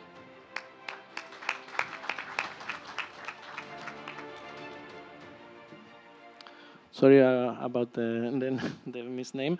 So allow me to start by asking our first panelist, Nadia, to briefly introduce yourself, and then I'm going to ask you a quick question. Okay. So, hi everyone. Can you hear me? Yeah. Hi everyone, and thanks for having me today. It's a real pleasure. So you said my name and my surname, Nadia Khadouri. So actually I'm Moroccan, living in Switzerland and raised in France. But overall, very quickly, so I joined South Pole a year ago during a very difficult time for South Pole. As my colleague showed, 2024 was a very difficult year for the voluntary carbon market. And that was actually my first exposure to the carbon market. So I am, I think, a good example of you can really learn very fast how the carbon market works. Thanks for having me.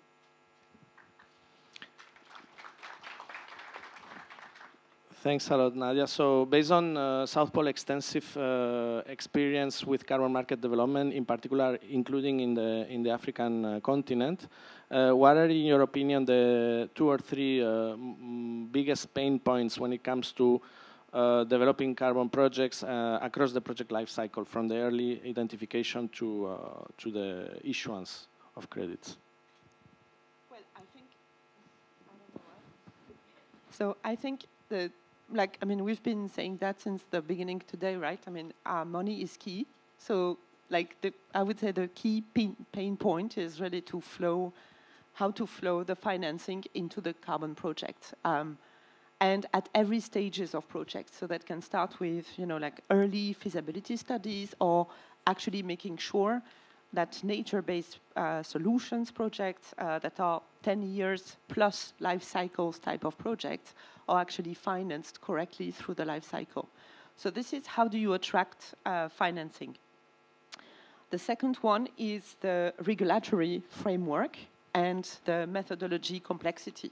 So we saw earlier this morning that basically you have a lot of different stakeholders and you have a lot of changes into the carbon market that makes it extremely complex to, at some point, to ensure the stability of a project, you know, end to end.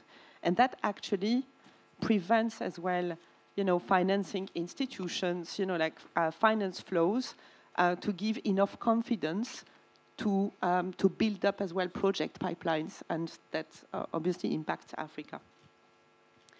And data, that's another one. So we say that we are very, very data rich, but we are very infrastructure poor. So you have a lot of data that is flowing. This morning I was just looking as well at how do we basically build transparency in this market, because you need to have a framework, infrastructure, and transparency to attract financing, but as well to attract and to ensure, that you build the right level of trust in the market. And this is definitely something that I think the whole players, the whole ecosystem needs definitely to work together to build those infrastructures. Because they will build transparency and they will ensure actually that sustainability topics are sustainable.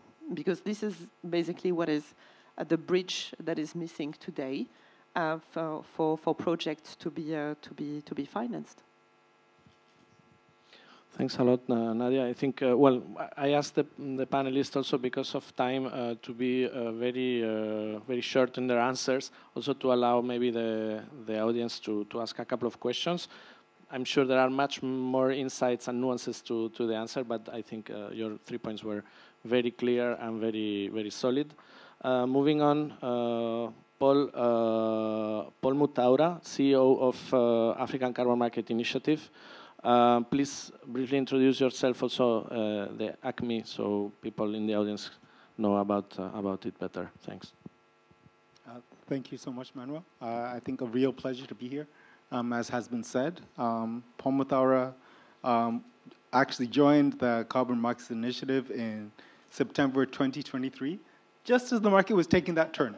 So I've only experienced it during the madness, but really the history in capital markets regulation. So a number of you I know in the audience from my engagements with AMMC in terms of building the continental capital markets work. But the work has been really focused on how do we really reorient the understanding and leverage of carbon markets by the continent of Africa. So we work across governments. Thank you. Thanks a lot, Paul. So ACME is a very relevant initiative in the African continent, trying to really bring quality, transparency, integrity to the regional carbon markets. As you are working a lot with governments in Africa, what are the key focus areas to be able to put a conducive environment and enabling conditions for project developers in the regional context? How do you see the main challenges there? Thank you so much, Manuel. I think first and foremost, it's almost a challenge of how do we work kind of concurrently as a continent to make sure that there's going to be credible market for the credits being generated in our jurisdictions. There's much has been said today about how much evolving the standards are, many different pillars of standards, but how do you make sure the African voice is building into that standard development and rulemaking to make sure that we're not being excluded by the way these rules are being structured, and better ensuring that as we roll out national frameworks, there is some level of clarity on what is our national strategy for carbon markets and how do this build in to overall national development strategies. I think there's a big risk in overly concentrating on only carbon markets, because it needs to be part of a whole ecosystem of evolving the economic industrialization of the nation. And how do you make sure really positioning countries and regions as really credible drivers of climate positive growth? I think it's great to hear the work going on in Morocco, but how are we making sure that at a country-to-country level, we're making sure we're identifying how can we be as competitive in adding our value to delivering national, actually supporting national contribution to global solutions, because it's a global problem. But unless you have clarity at a national level, what are you bringing to the table, and how are you making sure that will be structured appropriately, there's a risk of being overtaken, as you saw with the CDM space. But end of the day, I think so much more, I think the work that's necessary in the Article 6 space and leveraging authorization so that it's not only giving clarity to PDs, project developers, as to what are these sectors that are seen as nationally strategic and are going to be incentivized to really receive appropriate funding premiums. It was terrible to see that IETA number, that it will only be $10. I do believe it will be higher than that, but really unlocking a clear understanding that there'll be national support, and then there'll be credible demand-side offtake at a credible price to allow for meaningful investment to occur across these project developers. Thank you. Thanks a lot, Paul. I mean, I think it was recognized since the very early opening remarks the huge potential that African carbon markets has. There is a potential of a very high quality permanent nature-based credits. For example, there are many other type of credits, but Africa should play a role and should represent its real potential of up to 1/3 of future carbon markets. This is still largely untapped, and therefore work like what Paul is doing and the Africa Carbon Market Initiative is doing is paramount. So thanks a lot for being with us. Moving on to our next distinguished guest, Benjamin Camus. You're Senior Director at Evolution Markets and Expansive. Maybe some of the audience will not know what a trader and a marketplace like respectively Evolution and Expansive are. So maybe please explain and please give us a few pointers on your biography. Sure. Thank you very much, Manuel. Thank you very much also to GIZ, CDG, and CFC for organizing and this event and having us here. As you said, working for Evolution Markets. Evolution Markets has been founded in 2000, so went probably through all the stages of this incredible market. We do mainly brokerage of environmental commodities from our US and UK offices. And I'm leading more especially the consultancy department from Europe. We support private entities through their net zero compliance journey, as well as public authorities and governments through their Article 6 implementation framework. We have been acquired 3 years ago by Expansive. So Expansive is the biggest global market infrastructure, hosting carbon standard registries as well as exchanges in our own name or in a kind of white label framework for some countries or private organization and initiatives. Thanks a lot. Thanks for the explanation. I think that was important for some of our colleagues here. So, from a trading and marketplace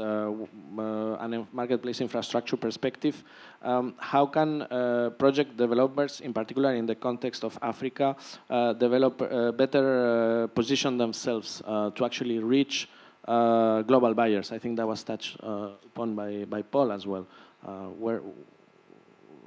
How can they go and get the end buyer attention? Yeah. First, I think that,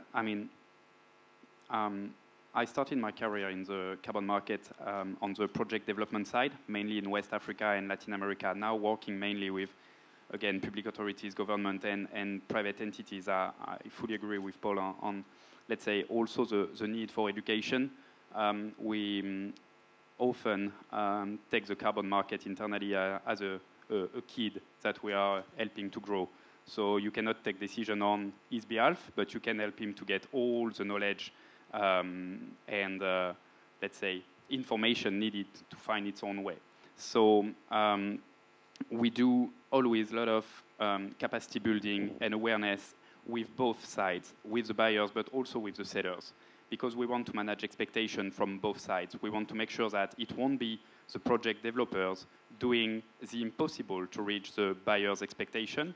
We want also the buyers being able to understand the reality of the field and how a carbon project can be developed. So it needs to be each party making a kind of step toward each other to make sure that they can find themselves in between, where finally we are in a good definition of a compromise where no one is fully happy.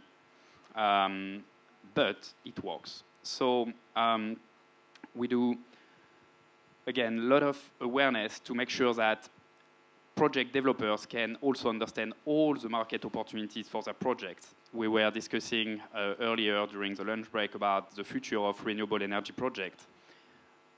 Does the future just rely on renewable energy certificate? Can we still think about carbon project? For which purpose? We always think and talk about VCM, Article 6.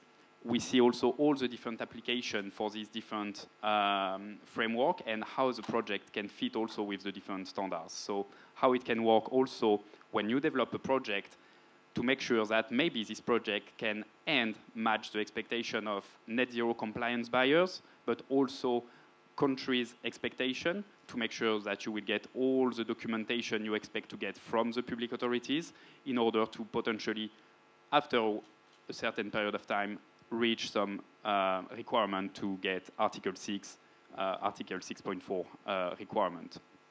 Taking into consideration also the need for CORSIA and all the other different initiatives coming. So this is definitively the most important part, again, starting from the awareness to implementation. And maybe just to finish on something really concrete, I would like to share also the initiative of CDG and CFCA. So we had the opportunity and the chance to support the work that they've done to understand the potential of Morocco and the region to put in place some opportunities for the carbon market to exist and grow. And it started by, again, discussing together, understanding each other, understanding the expectation of the different parties to make sure that, again, we won't let anyone on the side, but we will be able to bring on board from the government expectation, the project developers, and also all the different stakeholders involved into the development of a carbon project that Andrea demonstrated also this morning, thinking about the VVB, all the auditors coming to evaluate the project, but also how do we engage already with some potential buyers, and it can be public authorities, it can be countries or private authority or private organizations. So definitively a good example, again, demonstrated by CDG and CFCA on this first step to think about implementation of carbon market, not just for Morocco or not just for VCM, but also thinking about, again, all the different applications that can come across the different markets and across the different countries of the region. Thanks a lot, Benjamin. That was very insightful, very rich. We have seen also in this morning presentation by our colleague Andrea how complex the market, voluntary carbon market is, and Article 6, there are a lot of technicalities, and that's why there is a whole ecosystem of players, partners that can support local projects to actually enable them to access these markets, and the importance of the engagement of local partners to localize the conversation and adapt it to the local context is very important. So that I'm very happy to see like representatives from all the different stakeholders that are relevant to the discussion in this panel. And moving on to our next panelist, Madame Joyce Fischer en français pour la dernière question. Madame Ouda Chafil, je m'excuse, tout à l'heure je vous ai nommé avec le mauvais titre. En fait, vous êtes directrice du pôle de ressources et finances de la Caisse des dépôts et gestion. C'est très important en fait et vraiment rassurant de voir l'engagement de la CDG dans cette discussion. C'est absolument primordial d'avoir votre rôle. Donc peut-être juste si vous pouvez vous introduire d'abord brièvement, après je vais vous poser une question pour vous. Merci. Merci beaucoup. To avoid deviating from the rule of this morning, allow me to speak French, just to make sure that my messages will be clear for everyone. Merci beaucoup. Je suis Ouda Chafil, directrice du pôle ressources et finances de la CDG. Et donc, dans mon rôle, je m'occupe particulièrement de la mobilisation de financement et durabilité. Et donc, sur ce volet-là, j'ai eu la chance et l'honneur d'accompagner nos amis de CFCA pour la mise en place, ou entamer le travail sur la mise en place d'un marché volontaire du carbone en coordination avec l'article 6 et Corsia. Et donc, c'est un plaisir et un honneur pour moi d'être avec vous aujourd'hui pour justement continuer cette dynamique d'échange, d'idées, d'expertise venues un peu d'experts chevronnés en la matière. Et donc, je serais ravie de partager ce panel avec mes distingués panélistes. Merci, plaisir partagé, cher Ouda. Je suis en fait honoré d'être parmi ces panélistes aussi distingués.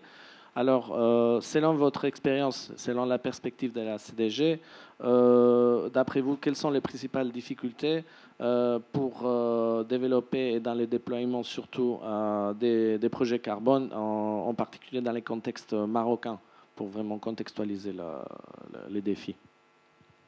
Alors, peut-être avant de parler de difficultés, je présenterai brièvement un peu la CDG pour les gens qui ne connaissent pas la Caisse. Et puis, surtout ce que nous faisons jusqu'à aujourd'hui.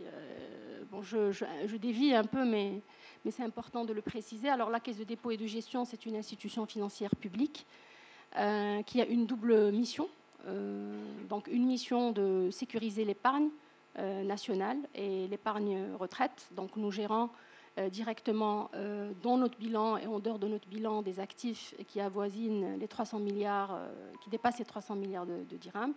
Et d'un autre côté, donc, notre deuxième mandat, c'est d'impacter à travers l'accompagnement du développement économique, social et environnemental du Royaume du Maroc. Donc, à ce titre, donc, nous avons plusieurs filiales qui sont présentes aujourd'hui, certaines sont présentes aujourd'hui, qui travaillent justement sur la lutte contre le changement climatique, qui fait partie d'une mission, de la mission cœur de la CDG. Donc, je rappelle à ce titre le rôle que nous jouons dans la reforestation et la séquestration des crédits carbone à travers notre filiale ECAFORES, dont le directeur général Sibou Alfa est avec nous aujourd'hui. Et donc, sur cette partie-là, nature-based, donc, on a aussi des filiales très opérationnelles donc, qui travaillent et qui consolident un peu notre rôle dans la réduction des émissions carbone. Donc, je parlerai notamment de notre filiale Ewanasset, donc qui construit de plus en plus, c'est une foncière, mais qui construit de plus en plus des bureaux neutres en émissions carbone. Je citerai aussi INE, qui est une ESCO, qui vient d'être agréée ESCO, donc qui porte le métier de l'efficacité énergétique au Maroc. Et je pense qu'elle aura un rôle très important et central à jouer donc, dans ce que nous sommes en train de construire avec CFCA. Donc, ceci étant dit, quelles sont les difficultés que nous avons? Les difficultés que nous avons au Maroc et à la CDG ne diffèrent pas vraiment des difficultés qui ont été mentionnées depuis ce matin. Et encore au niveau de ce panel, c'est encore plus vrai au Maroc. D'abord, je citerai un peu le manque de data, notamment pour la forêt. Donc aujourd'hui, on enregistre un manque de données de référence sur l'utilisation historique des terres, les inventaires forestiers et puis les émissions en général. Donc ça, c'est pour le côté, on va dire, data sur la partie forêt. L'expertise locale, on en a parlé, et c'est un peu le but du projet que nous sommes en train de monter avec CFCA, d'abord en comptabilité carbone. Donc il y a une rareté de cette expertise-là au Maroc, en enregistrement des projets en matière de vérification, qui sont des volets importants justement pour les porteurs de projets. Et donc du coup, on a un pool restreint aujourd'hui de spécialistes capables de porter ce marché volontaire du carbone. C'est bien de créer le cadre réglementaire, le cadre fiscal, les incitations, l'écosystème, mais derrière, il faut une sorte de capacité building qui est très importante, que nous sommes en train de mettre en place. Et puis, aujourd'hui, il faut le dire, nous ne disposons pas de mécanisme juridique réglementaire qui permet d'asseoir un marché intègre et transparent du carbone. Qu'est-ce qu'un crédit carbone? Qui l'émet? Qui l'utilise? Comment il est vendu? Sur quelle plateforme? Qui le vérifie? Qui s'assure de son intégrité? Donc voilà un peu aujourd'hui quelques difficultés que nous rencontrons, pas au niveau de la CDG, mais au niveau de la place marocaine d'une manière générale. Merci beaucoup, cher Ouda. C'était très pertinent. Notamment, vous avez bien listé les majeurs obstacles qui ne sont pas exclusifs du contexte marocain, bien évidemment. Je pense que, cher Iris, on a peut-être des questions qui ont déjà été proposées ou postulées. Pas encore? Alors, je vous invite à poser les questions, si vous voulez bien.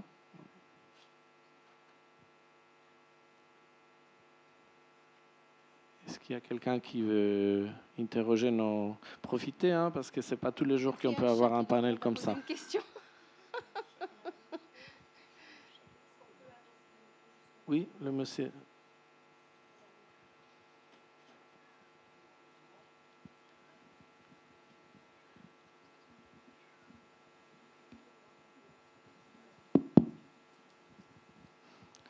Yeah, hello. My name is Ahmed Khalid Sugoshni. I am part of the portfolio management supervisory team at the CRES CDG. I would like to ask a question, in fact, to the whole panel about the carbon credits as an asset class. So, do you think it has any perspectives to be considered as a real asset? And do you think big financial institutions like global sovereign funds or central banks can play a role to improve the whole ecosystem by adding them as in their strategic asset allocation, or maybe just by creating the concept of portfolio neutral carbon, if you have a guess estimate of the total carbon footprint of a company, then you could have an aim of hedging this kind of carbon footprint. Thank you. Thanks a lot. I think it's a quite technical question, but just my first reaction to your question is, of course, it's an asset. Not only it's not an opinion, it's actually a commodity that is traded. And in all of the partners here, they actually put their carbon projects in their balance sheet. So I think the answer is yes. But let me maybe I don't know who wants to. Maybe you can all intervene. Please feel free. You know much more than me. So. Absolutely. I think first and foremost, this is why the conversation needs to start with very much at the policy level.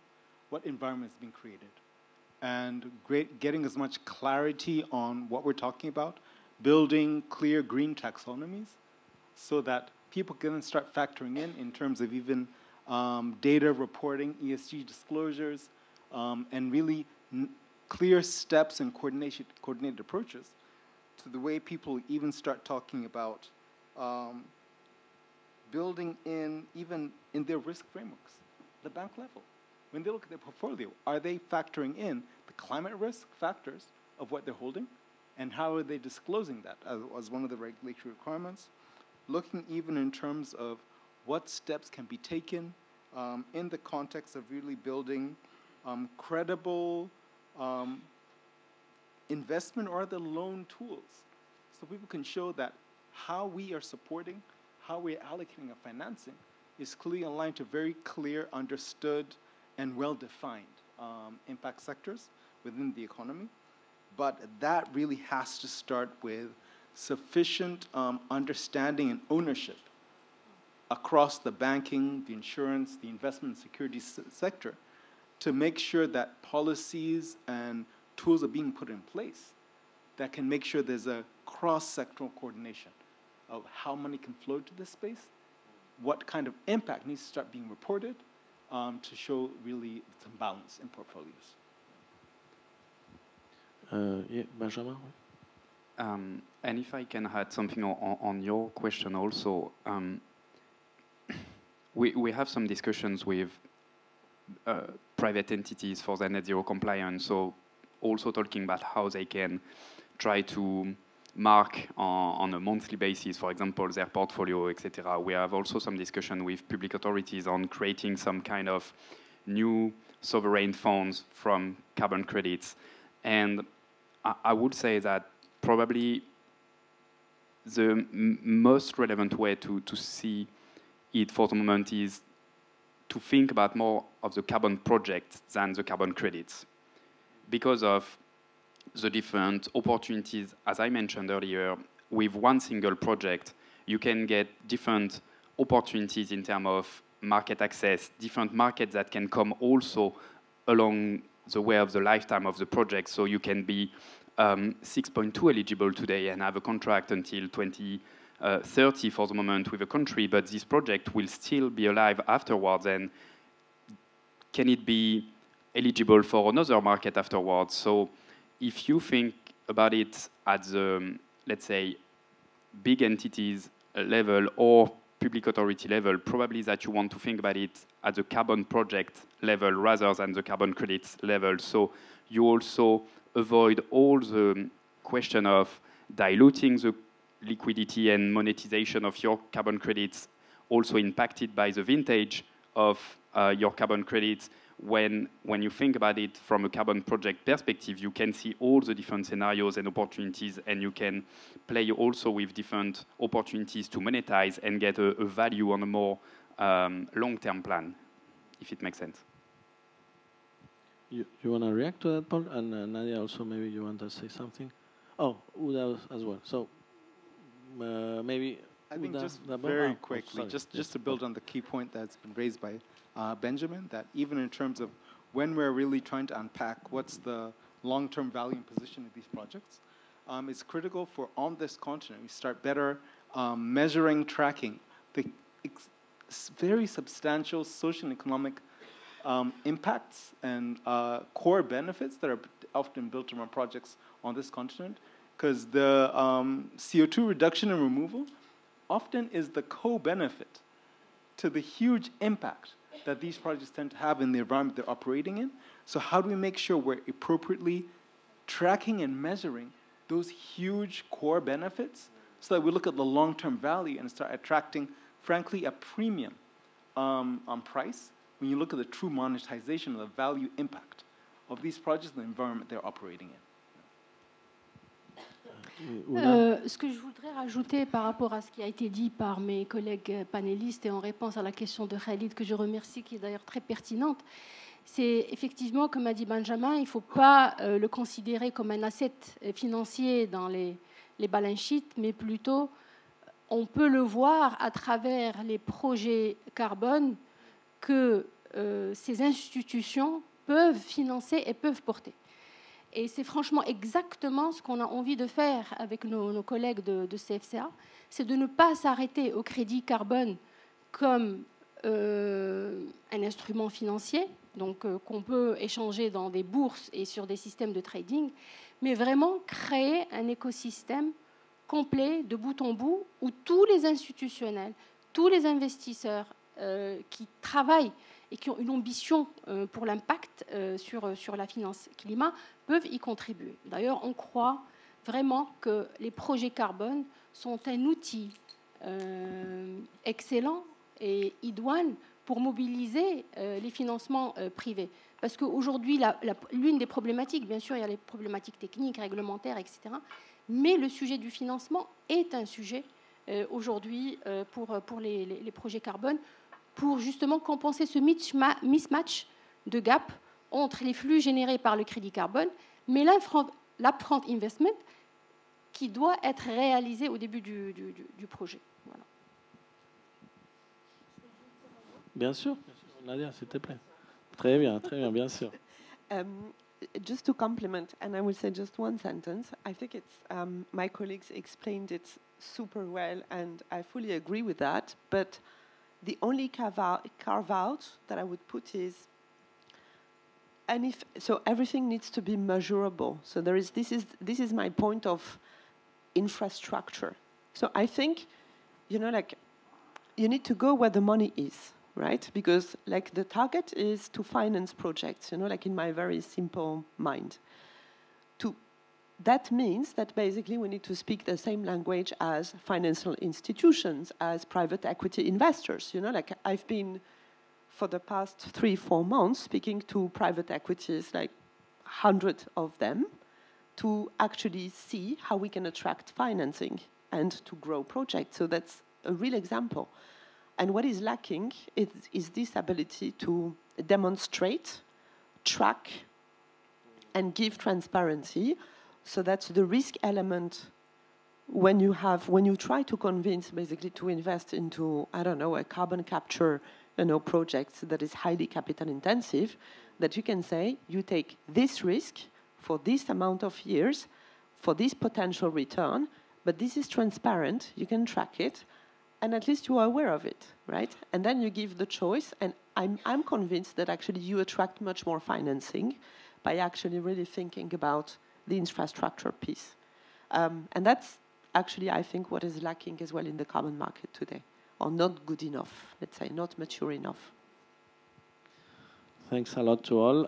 I think your question was excellent because it really sparked a discussion, and it was thanks, congratulations to the question. And we are trying to get a couple of questions more. So we're going to take 2 more questions. The room is waking up with lots of questions. We'll take a first question right to your back, and then we have a second question at the back. So we'll take 2 questions, and if they can answer, take note of them. Please let us know also if you have a panelist in mind already to answer it. Yeah, thank you. So my name is Alia. I'm a legal director, ESG director for MasterCard. So my question is toward Paul. Indeed, I think there's a lot of potential in terms of carbon credit project in the continent. The issue I see, well, from a company perspective, is we can't, we are interested. As a lot of companies like MasterCard, we have net zero goals. We are very much interested in those projects. Actually, we do have our own Priceless Planet Coalition, but the issue we are facing is the follow-up on those particular projects, the fact that we are leveraging those projects to make some assertion about our net zero goal, for instance, and the greenwashing risks behind those projects. And what do you think the measures that the continent, the countries, Morocco in particular, or other countries should take in order to encourage those particular projects here and offer the guarantees that companies are looking for while they are buying those credits from in relation to those projects? Thank you. Thank you for the question. So we had a question that was a lady who had asked first. So, gentlemen, I apologize. We'll come to you right after. Go ahead. Je peux parler français? Oui, bien sûr. Bonjour, Nezha Bourassi, experte en fiscalité environnementale. Ma première question concerne la gratuité carbone. Précisément, comment est-ce que la persistance des allocations gratuites de quotas carbone peut-elle affaiblir l'incitation à la décarbonisation et plutôt mieux émerger le risque de fraude carbone et des opportunités au sein du marché carbone. Donc, précisément, c'est la gratuité carbone. Merci beaucoup. On va prendre cette question. Qui va la prendre dans le panel? Oui, on a la première question pour Paul et la deuxième question qui répondra. D'accord. Okay, on va passer à la troisième question et on va répondre Paul en même temps. volunteers very Great. gentlemanly. Hello, everyone. My question is actually for Paul Mathura. Hopefully I pronounced your last name right. Ashraf Benani from the French Development Agency, more particularly Expertise France. My question, I actually have three questions, if you don't mind. The first question is in relation with the slide that has been displayed earlier, with the challenges of the SWOT analysis that have been displayed, the challenges that could be more relevant in terms of the Moroccan economic model, because you obviously work with other countries. So what would be the most challenge or the stumbling block that Morocco can come across as soon as we start, in proceeding in terms of this approach? The second question, how can we align this initiative with what's being done currently with the governments? I have here a representative from the European Union, the World Bank right next to me. So we have initiatives that we are conducting with the government. How can we align this with the government initiatives, given the fact that you've mentioned a few times the taxonomy? So it is a strong component. Third question, and the last one, it is, have we thought about constituting an entity that will supervise this approach? Thank you. And just to get it right, Ashraf, all of them to Paul. Okay. I think you have quite a backlog there. Shall we just move and answer them, and then we maybe hopefully Well, can the take challenge something. for you would be popular demand. So how do you sum up all your answers of 4 questions in just a few minutes? The challenge is on. Thank you so much for the questions. I think because I think there are a lot of overlaps in the issues, so I'll just try and put it all in context. I think first and foremost, as we try to really make sure that there's clear alignment with the evolving global standards and expectations. I think we're getting great signaling from ICVCM and VCMI in terms of the CCPs and the Claims Code of Practice on what does it truly look like to really have transparency and integrity, and making sure that as frameworks are being rolled out at national level, we can't imagine that we're writing new standards at country or continental level. We need to be showing how we're best aligning to, and then really translating operationalization in our context to what we're seeing at the global level. And for me, that ties up very much into how do we use the timely development and clear to publication of national strategies for the carbon markets, so that both the investor demand side, the buyers, as well as the supply side, the project developers, understand what is the intent, what is this direction, and how can we better use steps like authorization under Article 6 to give clear direction, issuance of whitelists. These are the project spaces that we are inviting potentially higher cost investments, and we'll make sure that there is stronger pricing of the credits that can evolve from that as a consequence of the authorization being granted. But for me, this ties in very much to the point that was raised around really the fundamental challenges we see from underpriced credits in the market. Because we need to be very frank and honest with ourselves that until you have a credible price for the negative externality that is emissions scaling, there's nothing that's going to truly incentivize behavioral change. And at the same time, unless you have credible pricing for the credits being generated, wow. No, I will stop speaking, you know. I'm sorry for what I said. No. No, exactly. Can we have some sound so we can push the chairs a little bit in front? Let's try to bring it closer. Yeah, I wish these other panels actually. Exactly. All right. This was not part of the plan, but please bear with us. At times it happens. Paul is to blame for this. But I think very much tied to the point around appropriate pricing is also making sure that there are appropriate incentives to invest and scale these projects. It's very easy to say that there is a huge opportunity on the continent, but how much can credibly invested in high quality, high integrity when you're looking at $3 to $4? Until that changes, there's not a right incentive to really invest and pour in long-term capital necessary to build these projects to the right level and scale. But when you look at some of the challenges and risks that need to be unpacked, so central is making sure you start with clear policy direction at national level. This is our strategy to achieve this.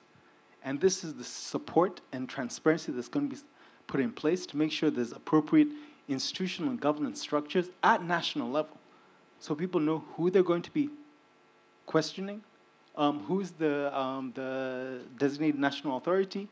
When you look at the national registries, how do those connect with global registries? How do we ensure there's very strong capacity being put into ensuring there's no double counting, that there's no uncertainty around.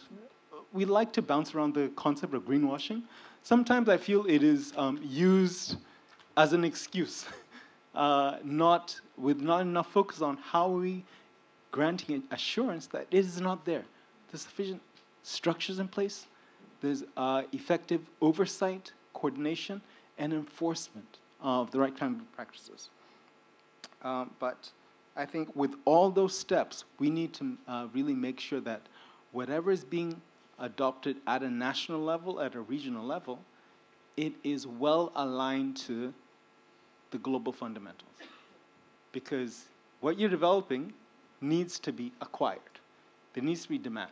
And unless you're aligned to the realities in that demand space, you're not speaking the right language, as was very well put, to really incentivize and catalyze the right kind of investments to occur in a timely manner, and for a longer-term investment nature. Because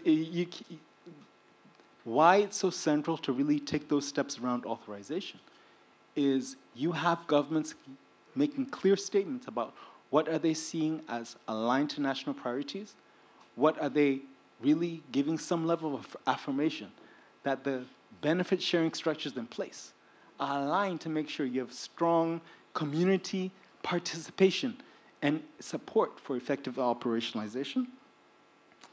And how are you making sure that there is clear national taxonomies in place? That when we say this, everyone knows what the definition of that is, and it's not different, it's not unique to our space. It's aligned to practices and expectations. But I'll talk endlessly, but to the point made on how do we put in place a continental oversight and supervision, that's a challenge. But if anything, you need to start with building appropriate institutional and governance structures at national level, and then from there work towards, to the extent to which they can coordinate and build consistent practices and approaches, we've been doing a lot of work with the AU Commission, the UN Economic Commission for Africa, as well as the African Development Bank, to see to what extent continental institutions can really start advocating for some level of coordinated African standards of practice. So not every country is trying to make it up on their own, but there's an understanding of what do we stand for Africa and what can we deliver as Africa. And therefore, if you have some level of alignment in those practices, then you can take that next step on how you have cross-border coordination. But I think we've seen very positive messaging signals coming from the likes of the West African Alliance for Carbon and Climate Finance, where you see the national focal points under UNFCCC are at the forefront of saying this is what we're trying to do and how do we make sure we're speaking a joint voice. We're seeing that in West Africa, we're seeing that emerging also in East Africa, and we're seeing the opportunities for alliance to come up in North Africa and South Africa. It's only through structures such as those alliances they'll be able to start working towards having a common coordinated voice. As the Africa Carbon Markets Initiative, with our partners at Climate Action Platform Africa, we're also trying to really effectively engage on the putting in place of, if anything, an advisory group at continental level that can provide a reference from the different governments to understand what can we work towards, how do we make sure we're well aligned to global standards, and how do we make sure that we're not fueling the race to the bottom. If one country seems to have too rigid a structure, they'll just go next door, where they'll take any price with none of the transparency, none of the assurance. Thank you. Thanks a lot, Paul. Yes, I think it well-deserved applause. Very comprehensive answer, and particularly touching on the challenge for the continental, minimum common denominator or minimum standards. I think a lot of work being done by Africa Carbon Market Initiative, Western Africa Carbon Market Alliance. I just wanted to take 5 seconds to recognize the work that has been done in Morocco for the national framework, because many of the partners are here with us. The Ministry of Energy Transition and Sustainable Development, working on the Article 6 infrastructure. There is a clear now linkage to the CDN. White list is basically anything that is conditional. Negative list is anything that is unconditional, and then there is anything that is not in the CDN is actually on a case-by-case approval basis, but there is already a structure to approve Article 6. There is a lot of work being done by the ministry with the support of partners like the EU, GIZ, GGGI, World Bank, AFD. I'm certainly forgetting somebody, but I mean, I think Morocco is, and the reason also there are national partners that are interested in Morocco positioning itself as a hub. It's also because it's relatively advanced in this. So I just wanted to note that because I know the national context enough to speak about it, and I'm very happy of being in Morocco and working on these issues. Is maybe some other question, or we need to wrap up? We need to wrap up because we have one more presentation and a panel before we go for lunch. So I'll send over back to you to wrap up. Okay, well, I just want to thank everybody. Maybe give you like some sort of elevator pitch for closing remarks based on what we heard today. Again, it was a pleasure, and maybe just if we may I will follow the same order that we have used presently. So first, Nadia, if you want to say some brief words to close. Yes, thank you very much. So I think like what we heard is really like this is a market that is now accelerating and evolving fast, and naturally that creates obviously a lot of tensions, a lot of needs for alignment, a lot of needs of structure. So I think it's you can see two ways. It's either very challenging, and sometimes it's extremely challenging, but it's as well significant opportunities. I mean, let's not forget that financial institutions were exactly at the same place 100 years plus ago, where they were basically building infrastructure and mechanisms that now helps us basically to have seamless transactions, all over the world, and people speaking the same language. So the carbon market is going exactly through the same steps. And as much as it feels sometimes too slow, there are a lot of people that actually want to do the right thing, a lot of different stakeholders that I think will enable all of this. And to your point on Morocco, I think it's important. It's very important because this is a very strategic, important positioning in Africa. We've seen, for instance, Singapore actually building exactly the same hub concept for the carbon markets very successfully after a few years of designing it. So I have a lot of, I think this is definitely taking the right steps and going into the right directions. So thank you for having me today. Thanks a lot. Thanks for being here. Moving on to Paul. Well, you did a lot of heavy lifting today, but if you still want to add a couple of key takeaways, please. No, I've indeed talked far too much, but I think fundamentals, it is just making sure that as we're looking at how to position, we need to really make sure there's the carbon markets are being built into national development strategies. Having only a focus on the carbon markets, even in terms of the whole additionality, viability, really making sure it is only a piece, a catalyst for larger scale economic impact and strategic positioning. When you look at the continent, I think the realities around job creation, livelihood improvement, really need to be an economic approach, not just a sector approach. But the opportunity to do that is very strong because we're having very clear signals coming from global standards. So it's now a focus on how we really translating that into national and regional priority implementation. So we move from talk to action. And the tools available through Article 6 and authorization really allow for first steps in government giving clear direction on priorities, impact expectations, and benefit sharing expectations. Thank you. Thanks a lot, Paul. Benjamin, what are your key takeaways? Thank you very much. No, I will stick with the main idea that, for the one who are going to all these carbon conferences all around the world, we all want to scale and make sure the market will be highly let's say, structured. So, of course, I think we are all in line with this approach. However, I would like to see more example to be shared rather than just concept. So I'm a believer that, to your point, Paul, as sometimes greenwashing can be just used as an excuse. No, I won't do anything because you see, it's even less risky to do nothing rather than trying to do something.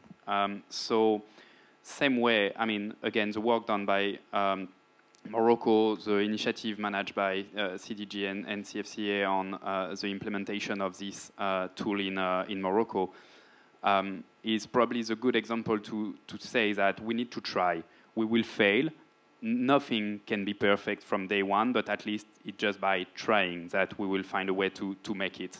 The market is evolving also so fast that if we are also waiting for the new regulation to come, we will be just waiting forever. So trying to find our own way, our own pathway, thinking about collaboration when it's possible, rather than always seeing it from a competitive point of view. Because again, I want to think that it's not about all these actors in this room and in this market sharing the same market share, but how do we increase this market to make sure that we will all have enough work to do. And I want to think that we won't be enough when all the countries and private organizations will be on board to deliver. So we need even more people to make it happen. And it's by focusing on collaboration more than just on competition and bashing the others, trying, follow your pathway, try to think about how I can work with some other organization, other stakeholders, how I can learn from the good and bad experiences from the past to build something that will be my own pathway, and I'm talking really for private organization and public authorities. Think about your own pathway, and you will see that organically some other stakeholders will join, and you will manage to create something, and you will let on the side what is not working, fair enough, but at least you will also build your own education and let's say trajectory, and it will be probably the most important takeaway from your own perspective. Thank a lot, Benjamin, very inspiring. Pour clôturer peut-être alors, cher Houda, notre partenaire national à CDG. Merci Manuel. Moi, ce que je voudrais dire très brièvement, c'est que la CDG, elle est engagée, et fortement même engagée à mettre en place ce marché volontaire du carbone. Comme on a dit, il faut passer à l'action. On est prêt à passer à l'action. On est déjà passé à l'action avec l'appui du ministère de la Transition énergétique et Développement durable. La ministre l'a exprimé, et on est fiers de l'entendre, d'exprimer cet appel justement à la CDG et CFCA pour accélérer la mise en place de ce marché carbone. Le momentum est là, l'expérience est là, à nous de mettre en place les prérequis nécessaires en parfaite coordination avec le gouvernement. Tout à l'heure, il y avait une question sur l'alignement. On est parfaitement aligné entre ce qui est en train d'être fait au niveau de la conformité, mais ce qui est en train d'être fait sur le marché volontaire. Donc nous sommes engagés, prêts à relever ce challenge et prêts à mettre d'une manière très rapide concrètement cette infrastructure du marché carbone au Maroc. Voilà. Bravo, merci beaucoup. Thanks a lot again to the panelists, and then over to you, Iris, so we can Thank you so much. Let me ask you something. Have you ever seen panelists who handle stage incidents with such grace? Can we please give them a round of applause as we welcome them back to their seats? That was truly brilliant. You showed us and proved us that a little bit of chaos just makes you even brighter. So thank you so much. You can go back to your seats. Now, moving on to the next, we're going to have a next speaker who's none other than Mr. Aziz El Kiari, who is the Director, Business Development and African Cooperation at CFC, to come and give his remarks. Let's give him a big round of applause as he comes on stage, please. Thank you very much.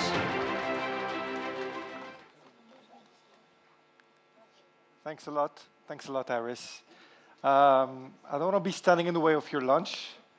I'm sure you're looking for a breeze to take before we basically carry on the afternoon sessions. Maybe a quick question. How many of you are familiar with Casablanca Finance City so that I can make it a compact presentation? Let's say roughly 20% of the audience.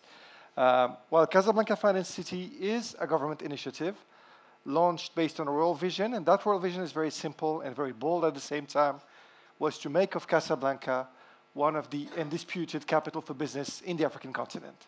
And that statement came from different observations, both on a national level, also at the continental level, and some of these observations were based on natural assets that Morocco has. Some of them were actually built over time, Morocco as being a bridge across continents. But the main factors of basically competitiveness for us was the fact that Morocco is sitting at the crossroads of continents. We are only 10 miles away from Europe. We're the gateway of the western part of the African continent, Atlantic coast, Mediterranean coast, air hub also serving more than 42 destinations on the continent. So all of these assets made Morocco naturally a transit point for a lot of the international visitors and also a lot of the corporates looking to enter various markets in the continent. Political stability, I think that's also a solid case that Morocco has made over the last decades. A very stable political system. We've been basically ruled by the same system for the past 12 centuries. And that is also combined with macroeconomic stability, although we don't have an erratic and very, very sort of inconsistent growth rate. We've been averaging at 3 to 3.5% GDP growth over the last 15 years, which makes it a low inflation area, and it's actually quite attractive for international companies to operate in an environment where inflation is under control. That joins monetary stability. You know, the Moroccan dirham has been pegged on a basket of two currencies, euro and dollar, and although we've actually engaged a new dynamic of releasing those brackets and making it a convertible currency, from a Western investor or a Northern investor perspective, investing your money in Morocco would guarantee you a very, very stable preservation of capital. World-class infrastructure, although the AC is not helping us today, a lot of the aspects linked to connectivity and also to internet and also digital connectivity made of Morocco, a very, very sort of outlier in our part of the continent. And that's also designed to make internal communications as smooth as possible within the country. Africa focused, and that comes from a legacy, political legacy. Our king has been very active on the continent. Our continent was basically the stage of most of the international visits that we held at the head of state level. And that legacy of African connectivity and heritage has been fueled for many, many centuries now, with cultural links, linguistic links, religious links. That all makes us a proudly part of an African-centric project here in Morocco. And last but not least, openness. Openness in terms of culture, openness in terms of also welcoming of foreign employees, welcoming of foreign companies, and connecting those basically visitors to a wide area of opportunities within the continent. That joins the openness aspect of our attractiveness. So Morocco is linked to a fantastic market of more than 3 billion consumers. With free trade agreements. So we have an FTA that is active with the US, another one that's active with the EU, while both of the largest economic blocs don't have an active FTA between themselves. They're also very much committed in the Pan-African free trade zone, and Morocco has been one of the early signatories of the agreement. It is deeply committed in making that internal integration in the continent as part of its economic policy, along with other free trade agreements that we have in the MENA region and also with Turkey. So a very, very connected market, both from a physical connectivity perspective, but also on the capacity to reach remote areas of the globe tariff-free. That also joins the connectivity aspect. We have an air hub in Casablanca that serves almost 40 destinations in the continent, but also at the same time that serves the origin markets of investments. Namely, obviously, the Western world. So North America is only a few hours away. Most of the European capitals are less than 3 hours away. And obviously, as we mentioned, that southbound connectivity is very, very solid with those 40 destinations connected through Casablanca. And that is expected to grow as our national airline and more airlines are connecting Morocco to new destinations. And as tourism flows also encourage and bolden that expansion in the network. You know that Morocco has been basically consistently, I think, for the past 4 years, the most visited country in the continent with 17 million visitors. And the growth of those numbers is very, very staggering. We gain 1 million tourists additionally every year, and that is also engaging in improving our air connectivity globally. We talked about air connectivity. We talked about trade connectivity. We also want to talk about financial connectivity through the network of major Pan-African banks that are originally legacy Moroccan banks.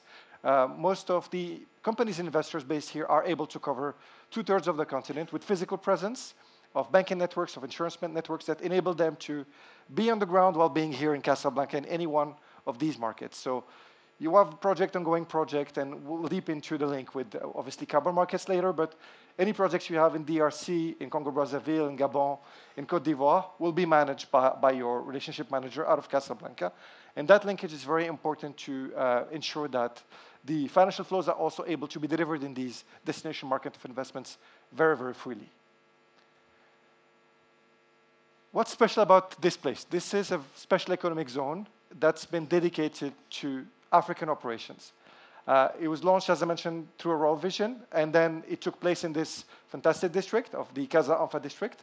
And the idea in this special economic zone was to grant a series of economic benefits and advantages that makes it extremely competitive for international and also Pan-African Moroccan companies to establish locally and use Casablanca as a hub to expand into Africa. Some of the key highlights of that value proposition is, first, the capacity of hiring foreign employees. That's very important. So we have companies here that are from parts of the world that are as diverse as China, the US, South Africa, Northern Europe. And some of them have been able to hire 90%, 100% of their staff in foreign employees. It's done here locally, and it's done within 7 to 10 days through a very special fast track that we have with the Ministry of Labor. So you can establish here and hire 150 Chinese expatriates, and it's done within 7 to 10 days. Very easy also to, and that's important, to basically apply for licensing here. We have one-stop shop in Casa Finance City, so whether you're a bank or financial institutions, insurance company, any type of licensed activity, we are your one-stop shop in applying for license, and we secure the follow-up on that licensing process throughout all the steps as a key partner for you to establish and be licensed locally. I mentioned that Africa was the focus of that special economic zone, and that's also at the core of our strategy. So from the early days of Casa Finance City back in 2012, we decided that we had to develop our own diplomacy of foreign affairs in parallel of Morocco's diplomacy of foreign affairs. Ours is deeply focused on economics. So what we do in the continent by signing partnerships with 21 now, 22 countries on the continent, is to sign partnerships with basically investment promotion agencies, lively institutions in these countries that are encouraging investment, facilitating trade flows within the country, and making sure that we expose investment opportunities of these countries here in Casablanca with our investors, but at the same time, we're also able to basically ensure facilitation of installation and operations for our members should they decide to operate in these markets. So it's sort of a South-South partnership agreement and dynamic that we've been nourishing for many, many years. Every month we receive 2 delegations from fellow African countries. So within a year, you'll receive 20 to 24 delegations. And at the same time, we organize a yearly tour in Africa that we call the Africa Tour. Probably rebrand that into something more original. But what we do is we take a delegation of 20 companies, 25 companies, and we take them to basically meet with private and public sector key stakeholders in the continent. Last year, I think some of the members are here, and they were part of that delegation. The initial basically trip was on Senegal and Côte d'Ivoire.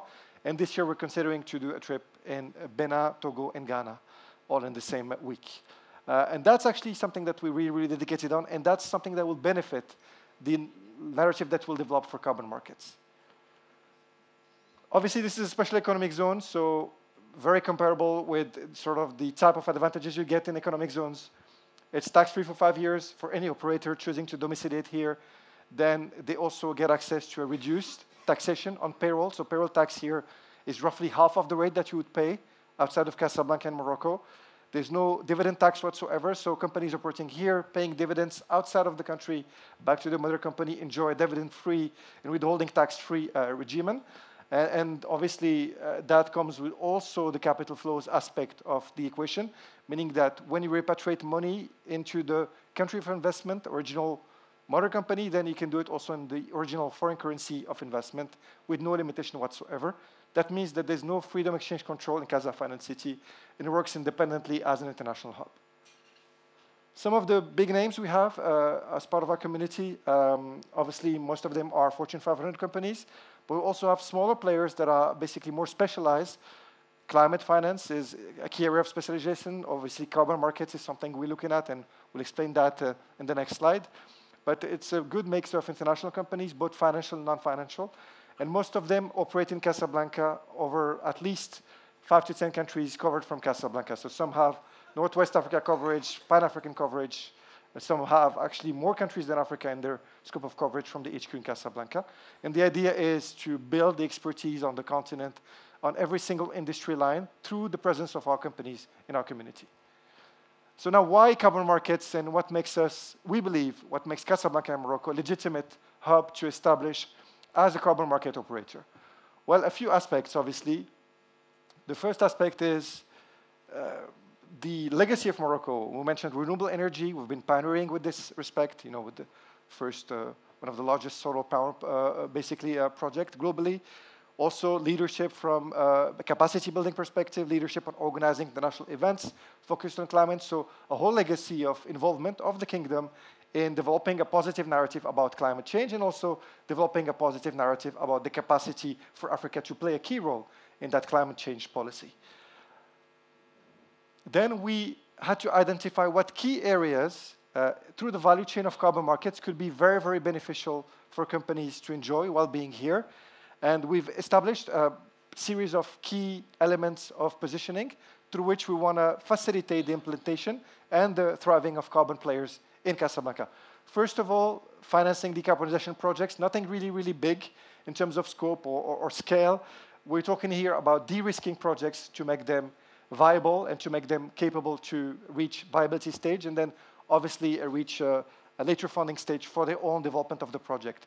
So feasibility studies, capacity building, pre-vetting projects on behalf of governments, that we can do within the Article 6 agreement, but we're also going to be capable to do pre-vetting of projects through the financing of these feasibility studies.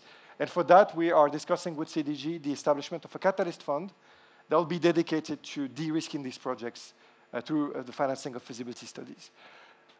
Obviously, stimulating supply and demand. You've seen some of the biggest polluters as part of our communities, but they're not polluters on an idle dynamic. They actually do a lot to offset the carbon footprint. So the potential for these buyers of carbon credits to do those buys and those purchases through Casablanca is something we just need to leverage since they're here, and we know that from our studies they offset also their carbon footprint locally through the Moroccan offices. So supply is here. Potential demand is here. Then we're looking at supply. Supply in the African continent will come from Morocco. I know, for instance, that the CLIC Foundation is working actively on some key projects that can basically definitely make the change in terms of the narrative, and especially for treatment of waste and other dynamics. But beyond Morocco, obviously, Africa, especially Equatorial Africa, is one of the largest lungs of the planet, along with the Amazons. And being in that continent is enabling us to tap onto those countries' potential, especially avoidance of deforestation, reforestation, any nature-based project, and bring those projects through at least a preliminary LOAs to viability on the market, and then expose those projects potentially to investors within our community, whether through upstream investment, maybe de-risking those projects, financing those projects if they have a social impact that's aligned with their narrative, but also downstream and potentially buying carbon credits, provided they're quality credits, and provided we're able to put in place an ecosystem that guarantees additionality and integrity. Last but not least, capacity, skills, and development. We're also working on establishing a training center here in Casa Finance City with the region of Casablanca that's co-funding the project. And we'll have a series of training programs dedicated to basically getting relevant staff members up to speed with respect to carbon markets, with respect to different methodology, and doing that through Casablanca, through subsidized programs. We'll do that primarily for our community, but also beyond Morocco for African partners. And that's something we also use to put on the table as a part of a South-South partnership dynamic. And last but not least, obviously, a name we don't like to mention, lobbying, but we believe there's nothing bad about lobbying, is basically promoting a positive regulation in Morocco to start with, but also beyond Morocco, should we be able to achieve basically a legacy of solid partnerships on the continent, being also able to push for positive change in certain partner countries. We have one of the pilot projects we're working on is with the government of Madagascar, and we're trying to get the government of Madagascar for a select number of basically project developers that will be based in Casa Finance City to get access to fast-track LOAs and to get access potentially also to facilitated processes to register their projects.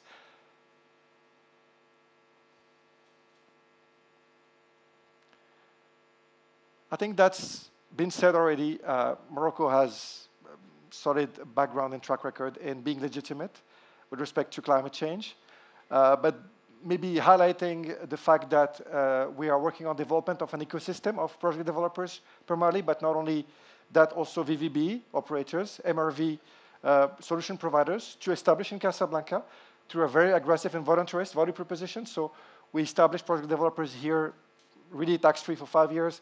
We make sure that they have access to free offices for the first 2 years. We also make sure that they travel with us in subsidized trip in Africa without having to spend enormous budgets in budget development. And we've been able to attract first, I'd say, promotion and wave of project developers. One of them is here, Sentinel Earth, and Dalil has been working with us to establish locally, and they have a very, very bold project to develop projects under Article 6 and also on VCA markets through Casablanca. But we're also having, obviously, active conversation with the Innovex ecosystem, with Torba and OCB Group subsidiaries, but also some niche project developers such as Ficotech that's been developing niche solutions through sequestration, through the algae aquaculture. So 4 or 5 project developers, 1 VVB already established here. Keep in mind, we've launched this project only a few months ago. The idea is to have an ecosystem of 10 to 12 operators here in Casablanca by end of the year, and to keep on obviously providing that aggressive value proposition that makes setting up in Casablanca a virtually cost-free decision to make. I think that's pretty much it. Thanks a lot for your attention, and I'll leave the floor to Iris for the next panel. That was such a great, great presentation. Can you give him another round of applause, please? Very technical, very straight to the point. Now we have only one thing standing between lunch and you. One last panel. So the lady that I'm going to call on stage has the biggest task, which is to get you entertained enough to not escape for lunch. Mona, are you ready for this? All right. Let me welcome Mona Ayoub on stage. Welcome, Mona. She's going to be the moderator for this session. She's a climate policy advisor with 10 years of experience in climate change, climate policy, and climate finance. She's currently working with GIZ Morocco on the Just Project transition. Over to you. You can welcome your panelists. Thank you.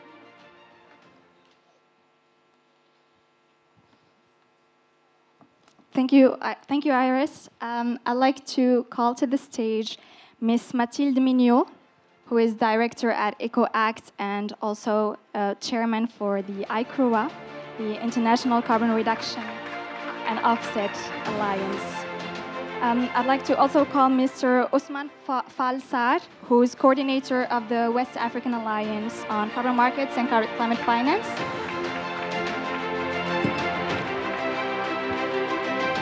Ms. Keshni Shah, who is Director for Climate Policy at the Climate Action Platform for Africa. And finally, Yousef Boumaiz, who is Climate Coordinator for Africa and Middle East at the United Nations UNEP Finance Initiative, UNEP-FI. Hello again, everyone, and welcome to our second panel on buyers and investors' perspectives on Africa carbon markets. We are here to explore how the private sector, from global corporates to regional financial institutions, is engaging with African carbon markets landscape. We will be talking about high demand for integrity carbon markets. We'll be talking about integration of the VCMs into decarbonization strategies, and we will also be talking about how to get there in a way that is both fair and ambitious. We have heard that a lot today. The context is rapidly evolving, and we have corporate climate commitments that are growing with net zero targets being targeted by firms. And at the same time, we've heard that a lot today, is that Africa is seen as a high potential region, but also it's one that needs more investment, capacity, and trust. And that has also been mentioned earlier in the presentations. So we're fortunate today to be joined by 4 exceptional panelists, and thank you for being here. We have 1 hour for the panel. Am I correct, Iris? Yeah. And we will take some time at the end for audience questions. Panelists, hello and welcome. Thank you for being here. Before we dive into the panel, I'd like to get a quick reaction from you on all that we've heard so far. And I would also kindly ask you to introduce yourself before giving out your reaction. Thank you. Mathilde, I will start with you. Thank you, Mona, and hi, everyone. Thank you very much for the invitation. Thank you to CFC and to CDG and GIZ for organizing this very interesting event today. So I'll be quick. My name is Mathilde Mignot. I've been working on voluntary carbon market for the last 10 years, mainly from EcoAct. EcoAct is a carbon offsetting project developer, and we are a subsidiary of Schneider Electric, having its own net zero targets. We can talk about it after. And another hat is actually I'm chair of ICRA. ICRA has been a leading voice on the voluntary carbon market for the last more than 15 years as part of IETA, and working mainly on the best practices as we talked a lot about high integrity. Thank you. Could you share what were your key takeaways from the discussions this morning? What stood out to you, and how does it connect to the themes that we will be exploring later on? Definitely, thank you very much. So what has been very interesting this morning, a lot of data. What I keep in mind is that things obviously are accelerating, and we are structuring it. The Singapore example has been shown as like a hub that has been an example, and where like Morocco can definitely be this hub for Africa. So this is something that has been, and I think, very clear from this morning talk. So won't go into like going back to this, but what is interesting is the next phase, I would say. Once we have put in place all of this, and great work is being done right now, is like how do we implement, in where, what do we invest in, and what are the type of projects that the corporate and that the investor can look into to actually implement these targets and these NDC. And on these notes, I think what Andrea, you mentioned like 1.5 gigaton per year. That could be like what offers Africa by 2050. So how can we implement the conditions for carbon offsetting project developers such as EcoAct to be able to develop our activities here? So a lot has been said by Aziz just before, which was very interesting. And how can we set up this project to be able to respond to the corporate demand? Because as everything is accelerating and the market is being structured, the demand is growing. So we need to tackle this demand, and I think the conditions are being set up. Now we really need to move to implementation in this acceleration phase. And yeah, thank you. A lot has been done yet. Yeah, that's a great point. Thank you. Ousmane, I'd like to hear your thoughts on what has been said before. Thank you, Mona. Good afternoon, everyone. First of all, let me thank the organizer, CFC, CDG, and GIZ for giving me the opportunity to come back to Morocco. And thank you, Murat, for the invitation, because Morocco is the country where we created the West African Alliance on Carbon Markets and Climate Finance in 2016 during COP22. But before that, just to introduce myself, I'm Ousmane Falsar. I used to work in Senegal in the Ministry of Energy, and particularly in the Senegalese Rural Electrification Agency for more than 22 years. I used to be the chair of the Senegalese National Climate Change Committee and participated in several negotiations under the UNFCCC framework as carbon market specialist. And also, I used to initiate two main projects in Senegal in relation to rural electrification. Just to say that I've been a practitioner for more than 20 years. And based on this experience, we initiated in 2016 the creation of the West African Carbon Market and Climate Finance Initiative. And I also am part of the expert panel of the ICVCM. So I'm really glad to be here today. And I found that the first session was really very informative. And regarding the second question relative to my thought, I think Paul has already paved the way for me to maybe advance more quicker, because he raised some very important and critical questions that we as West African Alliance on Carbon Markets have been really working on the ground, because luckily we have been a bit forward-looking in 2016 when we realized that we are heading to a very complex mechanism compared to CDM. And we did not want to make the same mistake that we made in CDM, where Africa did not take advantage of it. So we anticipated in terms of coordination, you mentioned, among West African countries, how to make sure that we are present where rules, modalities are negotiated under the UNFCCC framework to make our voice heard. And in terms of coordination, harmonization of process, how we could really work practically on the ground with countries, with politicians, with key stakeholders. That's why we managed to have all our 16 member countries affiliated to the West African Alliance. And in each country, we have one focal point, and the focal point is most of the time the designated national authority for Article 6. That's a good entry point for the country. We managed to launch in 2023 what we call the West African Carbon Market Hub. That is a kind of framework where we can have in one place all the ecosystem of carbon markets, all the key stakeholders. The first edition was in Abidjan in 2023, and the second one was in Senegal last end of May in Pointe Sarène. And we managed to have in one place more than 300 people from all over the world and the whole ecosystem of carbon markets.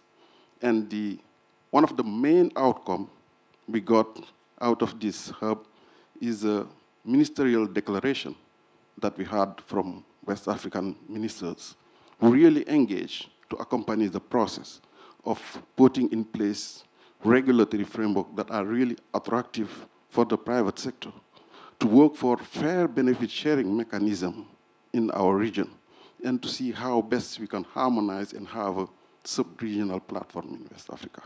This is really very important because political buy-in is key when you want to operationalize carbon markets in the country. But the next step is the implementation. How to make sure that concrete projects are implemented on the ground. How do we do to access to finance, etc. So I stop there. Thank you so much, Ousmane. Kishni, after a brief introduction of your experience and your background, could you share what stood out to you from the discussions earlier? Thanks, Mona. I think, as was said earlier, this panel sits between lunch, or before lunch. That's a tough one. So I'm Kishini. I lead the policy work at Climate Action Platform for Africa, CAPE for short. CAPE really exists to identify and unlock climate-positive growth. So the notion that climate is well positioned to drive economic growth, job creation, and sustainable livelihoods, all while reducing emissions.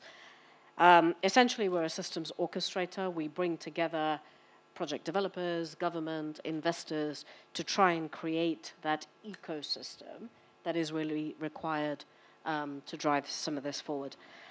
I think in terms of my reflections, some great discussions this morning.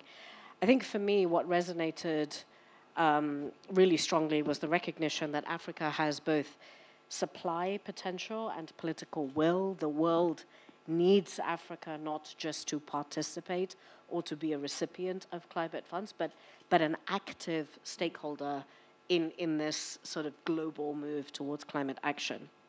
And I think we're going to get into this discussion, but I think at the same time, whilst the opportunity is there, and there's a lot of talk about global standards, Article 6, ICVCM, et cetera, it is really important that whilst adhering to those standards, we don't unintentionally exclude Africa due to some of the capacity constraints and the contextual mismatches. So in my view, one of the things I've taken away from this morning's discussions is the opportunity before us is not just to sell credits, right, or to develop credits, but it's really to build a resilient, equitable, and investable African carbon market, where trust is earned not only through rules and alignment with global standards, but through real outcomes on the ground. So looking forward to this discussion. Yeah, those are strong points. Thank you. Youssef, I'd like to turn to you to share your thoughts. Any key takeaways that you took from this morning's sessions? Thanks, Mona, and many thanks also to our partners, GIZ, CDG, and CFC. So I'm Youssef. I'm the climate coordinator for UNEPIFI, covering Africa and Middle East. So UNEPIFI is actually the finance initiative of UNEP. We work on advancing the sustainable finance agenda of four big, I would say, group of stakeholders: banks, insurers, investors, as well as financial regulators, central banks, or insurance regulators. And I'm glad also that some of our members are present with us, CDG and as well as Bank of Africa. Maybe what stood out to me this morning is starting with the climate ambition that was expressed and translated by Her Excellency, Madam Minister, with Morocco setting a clear carbon neutrality target by 2050, but also the approach taken by CDG and CFC in proposing the basis for carbon markets, and also for gathering the key local and international stakeholders for that. I think what also stood out was the clear identification of the challenges. I think Paul, for instance, mentioned the challenges to the financial sector in relation to climate risk management and reporting, and these are like some of our topics that are dear to us. But also the colleague from CDG talked about the lack of data and also the lack of local and internal expertise to address these issues. So these are, I think, the main topics that stood out this morning. Yeah, thank you. Those are great reflections from all of you. Thank you so much. I think we can all agree that we're dealing with a very fast-moving space with a lot of contrasts between infrastructure and ambition, but also between inclusion and integrity. I suggest we unpack this further, and with that, I would like to turn to you, Mathilde, once again. In your several hats, as director of EcoAct and also as ICROA chairman, I would like to start with by a question on net zero engagement. So, in your position, in your current role, you support private sector members, not only Schneider Electric, in in developing their decarbonization strategies. And in this context, there's a mix, and these strategies rely on a mix between internal emission reductions, but also external carbon credit purchases. So I like your opinion and your thoughts on how are carbon credits integrated into broader decarbonization strategies, and what would you say is the proportion of carbon credits in these strategies versus internal emission reductions? Thank you very much for the question, Mona. And I'll use my EcoAct hat, because EcoAct, on top of being a project developer, a carbon offsetting project developer, is a consultancy. So we advise corporates in their net zero strategy to reach and set up targets. So to answer this question, there is something that is essential for corporates as part of designing their climate strategy, is to have a framework and to follow a framework. Once they agree on a framework, that framework needs to be, that is going to guide their internal strategy and climate strategy. They will need to validate this internally with key stakeholders. And all of this takes time. So it's important to really think internally how they are going to design their climate strategy. And it's really a feedback that we have on a daily basis from corporates saying we need to design our own strategy, but things are evolving a lot. How do we manage between evolution of the market and internal discussion with top management and people who are not very all educated on the carbon market topics? So today, the framework that is mainly used by corporates for their net zero strategy across industries is the Science-Based Target Initiative. That initiative, so far you have almost 7,000 corporates who are following this initiative to set up their target. By the end of the year, they expect 10,000 corporates to follow this initiative. So this is an important, because that's how they are going to place, okay, what do we do in the reduction part and in the offsetting part? So in this, basically, maybe some of you already know, the objective is by 2050 to have reduced 90% of their emissions. And the rest, by then, needs to be offsetted. So a lot of discussion at the moment that we have with our clients is, okay, but when do I start, basically? Should I start in 2049 when it's about oh, by the way, I'm not net zero by then? No, it's actually about starting now. And I mean, we are all agree between us that it makes sense, but it doesn't make sense for all corporates. So we need to really educate them on like putting interim target, which is actually part of like the ongoing consultation that SBTI is running to understand how to structure better their framework. But following this framework, then I will take the example of Schneider Electric. What do? Is that by 2030, they want to be net zero on scope 1 and 2. So basically, they are going to reduce as much as possible within their operation, but they know that they are going to use, such a huge company is going to use offsetting mechanism to reach that net zero interim target on scope 1 and 2. And then when you see more long term, so 2050, then they add scope 3. So basically, it's sort of like finding the right balance. And the important point here that we sort of like say to all of our clients is to say, don't wait, start now, because this project that we are developing takes a lot of time to implement, but also then to issue the first carbon credits. We are specialized in the nature-based solution. If you like look at a nature-based solution project, like a forestry, it will take maybe 4 to 5 years to issue the first carbon credits when we talk about like those type of projects.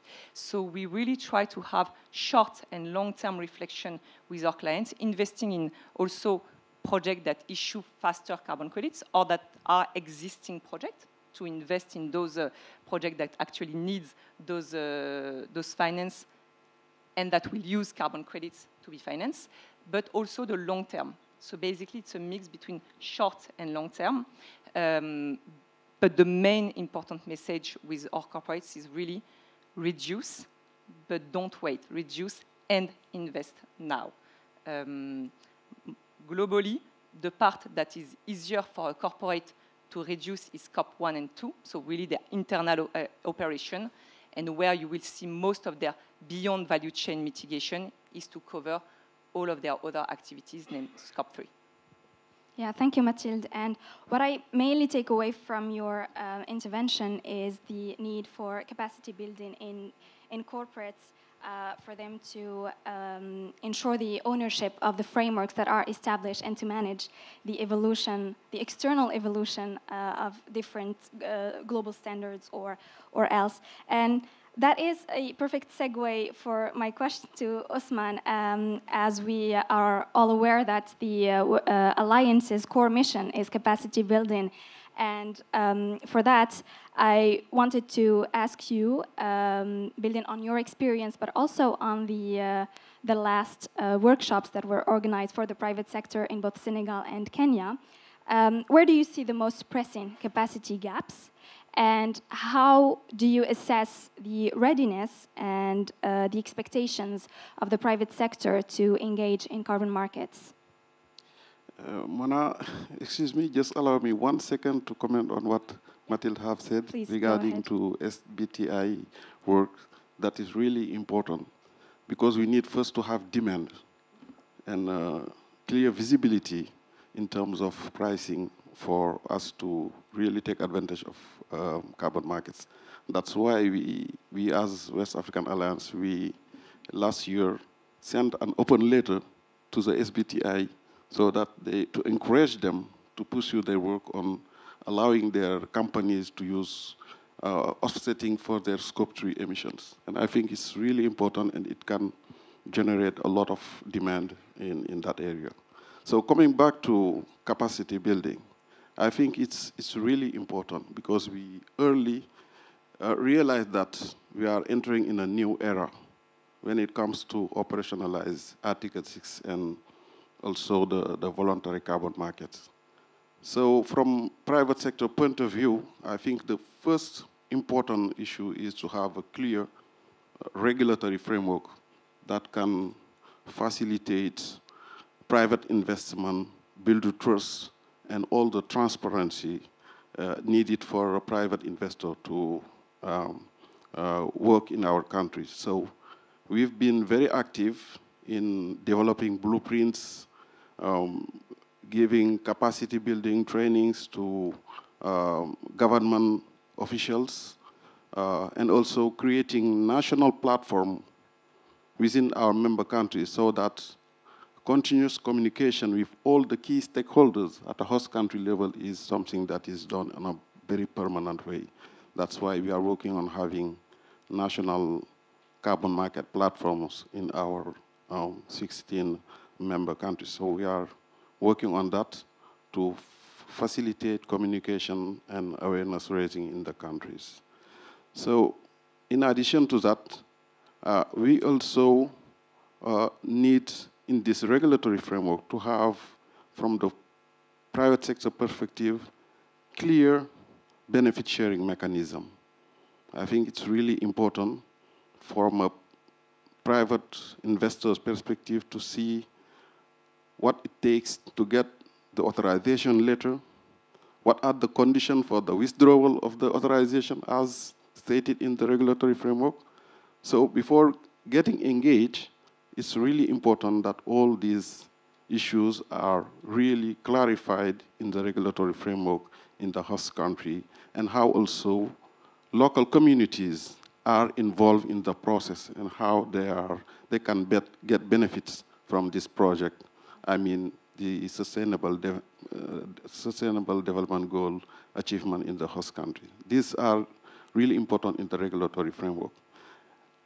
The other aspect also is the lack of capacity in our member countries, because now we are not in a situation where in the country you need to just to have in the DNA office one person dealing with everything. So you need to have a full staff. Many countries are now creating what they call carbon market offices with several experts, and also trying to build a roster of experts in their host country so that all the technicality of the carbon market can be handled in the host country, because there are a lot of issues to take into account: the methodologies, the standards, approval, the eligibility criteria. All these technicalities need to be taken into account in the countries. It's not the case for all our member countries, but we are trying to make life easier for our member countries by facilitating the exchange of experience to avoid some countries to reinvent the wheel. They can learn from other countries. That's why we have created within the Alliance many clusters, because we have some front runners like Ghana, like Senegal, like Cote d'Ivoire, but we have some early beginners. To facilitate the learning process, we managed to have this exchange of experience between our member countries that can help countries to learn very fast and to get operational as fast as possible. The last point I wanted to mention is the implementation. After having everything in place, after having concluded the negotiation in Baku last year, we need to have concrete projects on the ground. It's 10 years after Paris Agreement now. How to have concrete projects? Project origination is an issue, and part of the main challenges of this origination is access to finance. How to make financial institutions be aware of these opportunities, of these challenges, to have their mindset changed so that they can get in the carbon market. This is one of the most critical issues that we are facing in our countries. So I can stop there. Thank you, Osman, for painting this very honest picture on where things stand in terms of readiness. It's clear that the readiness is progressing, but countries and businesses still need tools, human resources, capacity, and clarity and trust as well. Kishani, let's build on that. So the Climate Action Platform for Africa has been supporting countries and developers in applying global standards. I would like to ask you, how is the platform supporting African governments and project developers in navigating and implementing these standards while ensuring that they don't inadvertently create barriers for African actors? The short answer is we do everything that Usman says. So I think there's multiple components here, right? So I think the first thing is really about those regulatory frameworks, national policies that we keep talking about. For CAPE, what's really important is, yes, alignment with those international rules, international frameworks, but without losing the national context, right? So we work with governments. We've been working with Kenya, with Zambia, with Tanzania, and others to really think through how at a framework regulatory level can you embed some of the global standards, ICVCM, VCMI, and Article 6. Now, I do want to mention that a lot of these countries, as Osman said, you know, in Africa there are some advanced countries and then there are not some advanced countries. As CAPE, we really believe that if there is an appetite to develop national carbon market regulations and frameworks, it's really not a question of whether it's VCM versus Article 6 compliant, right? There is absolutely no point in developing a framework that may or may not be redundant or may not realize higher pricing. So our sort of ethos is develop a transparent, high integrity framework, regardless of the ultimate market, right? But actually we've seen already that both markets in terms of integrity are converging. So that's very clear. We've been supporting the Ministry of Green in Zambia develop benefit sharing guidelines. I know that's a really, really hot topic. Usman, you mentioned it. But it is also very important, right? So we talk about benefit sharing almost in the abstract. And it is really important to remember that none of the global standards are prescriptive about what good benefit sharing looks like. And that is intentional, right? That they didn't just forget about it. It's intentional because it acknowledges the need for very specific national contexts.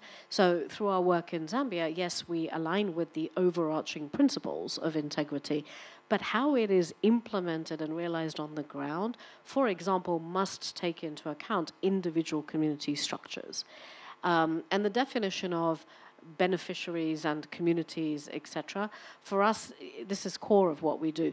We don't see them as recipients of benefits. We see them as key project stakeholders and participants. They must be informed, not just informed, but actually participate into end-to-end project design. Otherwise, as we know, Andrea mentioned it this morning, there's a lot of global media focus on, you know, what are projects doing on the ground, etc. I think just to your point, Usman, about institutional capacity, you know, one of the questions I've really been grappling with more recently, everybody says they need capacity building, right? Particularly now that USAID has fallen away. USAID was one of the key entities doing two things, capacity building, but also sort of donor in-country coordination. It's a question that comes up a lot, and I think the way I am increasingly thinking about it is to first sort of step back and say, what capacity, for whom, for what purpose, right? Not everybody within a government or within the ministries of environment needs to understand how to do MRVs, right? A certain team does, okay? Not everybody actually needs to understand why these sectors and why this whitelist and what does a corresponding adjustment mean. A certain team does. Project authorization must be defined at an institutional level, but defining who that institution is and building their capacity specifically is actually what's required. I think the other thing, and you know, somewhat touched on, but I do want to bring this into the forefront, is yes, there is a need for regional collaboration, right? So African country to African country, shared learnings, shared perspectives, so we can not just scale, but actually, you know, leverage this capacity building and this support that's coming in. But there is one thing that I think is absolutely key, and we've seen growing momentum behind it, and that is Africa's seat at the table while these global rules and trade deals and trade negotiations and climate discussions are taking place, right? This is really important, right? There are regional entities that are very strong, AU, AGN, etc. And part of the work we do at CAPE is to support those institutions to make sure that Africa's voice is not just at the table, but is informing and shaping these global rules. Because otherwise, global rules without one of the key regions that holds one of the vastest, I don't know if that's correct English, but, you know, climate asset base in the world and not having their voice at the table, is just a real missed opportunity. And then I think just finally to say, it is great that we are aligning with global standards and we're seeking that, but national context, national abilities, national capacity, national implementation, brought up to a regional level and then brought up to a global level should never be underestimated. Yeah, thank you, Kishni, for these strong points. And what resonated with me most is that these global standards shouldn't be a one-size-fits-all.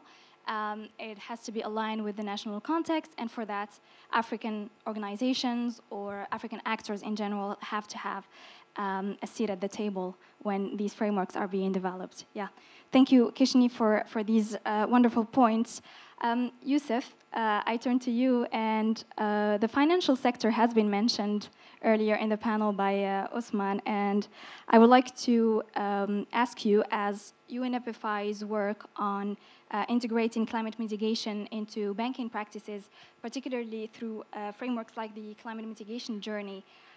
With that, I would like to ask you how you would assess the current technical capabilities of these financial institutions, and how can they bridge these capacities in order to take on more strategic roles, not just as buyers, but also as financiers, enablers, or aggregators in these carbon markets ecosystems. Thanks, Muna. And definitely the role of the financial sector is key. It's an enabler of all of the key activities we're discussing today. And I think in my presentation, I will perhaps focus on the role of banks, but that's also applicable to the insurance sector and also to investors. I tried before this presentation finding the number or the volume of carbon transactions by commercial banks. And it's actually difficult to find a number. It's difficult to find a number both at a global level, but also here in our context in Africa. I think the closest number we can work with is the amount of climate finance mobilized by commercial banks in Africa. I think out of around $44 billion of climate financing in Africa, according to CPI, I think less than 3% was mobilized by financial institutions, and this includes both private commercial and also public national development banks. That's around $1.2 billion. And this really attests to and shows the deep, I would say, lack of climate finance mobilizations, despite the ambition and the resources out there, for many reasons. There maybe I can present after. We see banks engage in climate finance mobilization through two lenses. I think the first one is compliance, which means doing the strict minimum or just following the standard. Compliance means the fact that many banks are following the existing regulations in place. I think in Africa, there are three levels of regulations enacted by central banks and financial regulators. Of course, starting with strategies and roadmaps on sustainable finance, which are non-binding, moving to a second level of binding regulations, or even non-binding regulations. We've seen some of them in Morocco, in Kenya, in South Africa, in Egypt, and also the third level, which is building green finance taxonomies. We've seen some of them in Kenya, as well as in South Africa, Rwanda, in Ghana, and I think Morocco is also working one of them. And these are tools that really enable the banks to invest in such activities.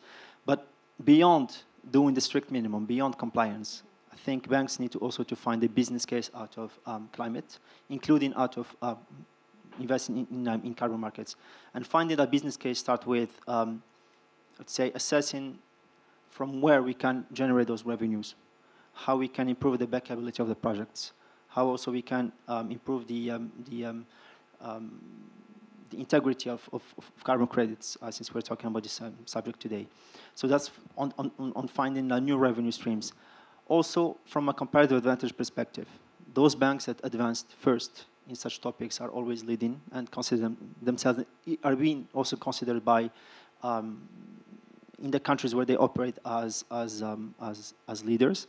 And also, we're aware of the challenges that banks are face in this area, starting with the lack of internal skills dedicated to such topics. Also, the multiplicity of actors in the ecosystem of frameworks, of policies and regulations, and the sustainable banker of every day is actually struggling to juggle between all of these topics. And one of the, I'd say, perhaps solutions to address that is trying to look at the end-to-end transformation for banks, starting with capacity building. So I echo what Mathilde and also what Usman and Dan Keshini mentioned on capacity building. And we actually focus on that capacity building work by building the internal capabilities of banks. From building those strong foundations, such as climate reporting, risk management, carbon accounting, I think was mentioned as well by colleagues, target setting, also mentioned by EcoAct by Mathilde. And so these are like the strong foundational capabilities that banks can build and iterate in order to grasp the climate finance opportunities, including carbon markets. The second level would be on building their capabilities on ambition and on target setting.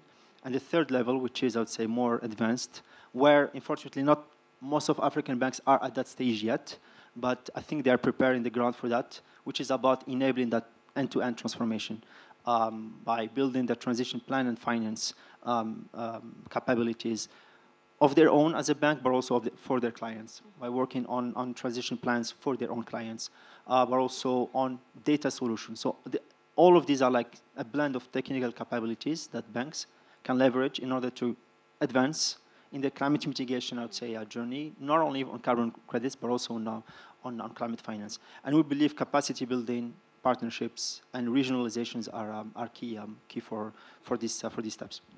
Thank you, Youssef, and thank you all for these valuable insights. I would like to open up the floor for the audience. Maybe we will take 2 or 3 questions. I know that everyone is already hungry, but please bear with us just for a few minutes before we... 2 questions? Okay, Iris has said it, and we will only have 2 questions. We'll take 2 quick questions. Yes, we have one at the back. Do we have another question so we can wrap it up? Is that a hand up? No? Good. All right. Otherwise, there's a QR code if you'd like to send your question via Slido. Thank you very much, Rashida Ouled Ali from the Department of Studies and Financial Forecast from the Ministry of Finance. Thank you very much for your insightful interventions. It was very relevant for us. Mr. Osman, you have mentioned some very important elements, especially I specify the necessity of clear regulatory framework and the clear beneficiary sharing mechanism. I share with you this point, and maybe I link this to the intervention of Madame Keshini. Madame Keshini, we held together an interesting discussion in the coffee break, and you stressed on the idea that we have to implement this carbon market considering national context. So for us, it's essential to have this, these mechanisms and these frameworks considering this national context and national priorities. My question to you today, really I inspire this question from the title of the conference, Scaling Up Carbon Markets in Africa in plural. So we have to develop many markets in Africa. And the idea here is how do you see the scaling up of the different carbon markets which are implemented on the national foundations to markets as the scale of Africa, because we know that to have relevant carbon markets, we have to scale it to the scale of the continent, like was the the history of the implementation of ETS in Europe. It was like, some experiences from UK and other European countries. And after that, they moved quickly to implement, European carbon markets. So this is the idea, how to move from national carbon markets implemented on national foundations to the world carbon markets at the scale of Africa. Thank you. Thank you so much for the question. We have one question online, which is in French, so I'll just read it for you. Quel cadre réglementaire peut-on proposer aujourd'hui aux entrepreneurs marocains s'intéressant au marché des crédits carbone? That's a question that any one of you will take. Maybe what we can do is we get the answer to the question and maybe a last final comment so that we can wrap it up. Thank you. Over to you, Mona. Thank you, Iris. So, Rashida, so you mentioned that your question would be addressed to either Osman or Keshini, right? Okay. So please, the floor is yours. Thank you. To respond to the very important question raised by Rashida, I think it's really important to come back to what we have already talked about. And I think Paul has already mentioned it in his intervention. Yes, we need to have a market at scale in the region. But also we need to have all the basic foundation in our host countries. To get to that point, I think we need to go step by step. That's what we believe in our alliances. That's why we initiated the West African Alliance to start harmonizing everything in our sub-region. We inspire our colleague from Eastern Africa to do the same. We've been assisting our colleague from Central Africa to launch their alliance, and the South African also to launch their. Now we are closely working with CAPWE and with the other institution, the African Union, to have a kind of Pan-African framework for that. I think these are the basic steps that we should take in order to get to a very regional approach.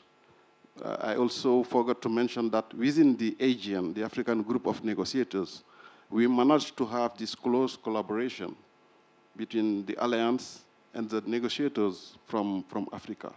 We always coordinate before we go to the negotiation so that Africa will speak with one voice when it comes to negotiate. That is really important. And the main important thing I wanted also to raise regarding her question is the fact that there are many interlinkages we need to take into consideration. For example, when it comes to carbon pricing at large in Africa, we have, for example, if I take the case of our sub-region, many countries who have engaged in identifying opportunities to have carbon pricing instruments in their countries. And we have one single economic region with many interrelations. So we need to take into account these issues where fiscal changes in the sub-region have positive impact in our economies. Because Senegal is looking for putting in place a carbon tax. Côte d'Ivoire, same, Ghana, Guinea, all these countries are working on a carbon pricing instrument. How this carbon pricing instrument will link with the carbon markets we are putting in place. So this need also a kind of sub-regional coordination so that at the end of the day, this will not create any harm in terms of economic competitivity between countries and in terms of performances for our sub-region.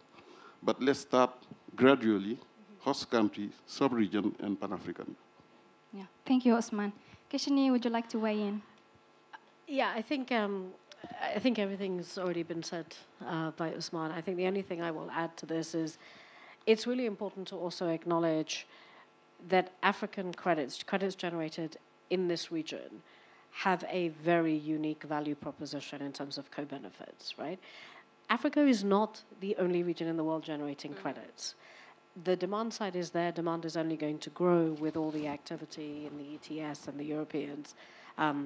You know, let's put America on one side right now, but there will be growing demand, and so a key question that I think is very important for all of us to think about is not just regional and scalability and all of that, but actually how are we going to collectively differentiate African credits from credits generated in the rest of the world? The answer to that, I think, and please don't, you know, come and like hound me on this because it's not fully developed thinking, but is really around the co-benefit angle, right? When we talk about transparency and integrity, it's because buyers want to see not just that these credits have done no harm, they want to see impact, socio-economic developmental impact. I don't know if we're going to be able to quantify that in any way, but certainly if we regionally start thinking about what value does that add to our credits in this region, and what is the opportunity for competitive differentiation, I think that will be the key. And, you know, like a lot of discussions this morning, let's not wait for that to happen. Let's not wait before everybody says, well, what sets an African credit apart? I think all of us collectively in this room, as we think through this, actually have a duty of care to start thinking about the next chapter, which, as I mentioned before, is not just about the price of credits. That is a real challenge right now. But how do we ensure that African credits generated within this region are not just aligned with integrity standards, but they actually add more to credits from other parts of the world? Yeah, thank you. Yusuf, would you like to share something? Very quick, just adding on the co-benefits idea, also the just transition consideration of carbon credits. I think that's a key element, both for the financial sector, but also perhaps for other stakeholders. Yeah, thank you for making that point. We have the second Slido question. No? Okay, the second Slido question for maybe Mathilde, if you want to weigh in on that, was about how can Moroccan entrepreneurs benefit from these carbon markets and how can they access them. Is that correct, Iris? Yeah?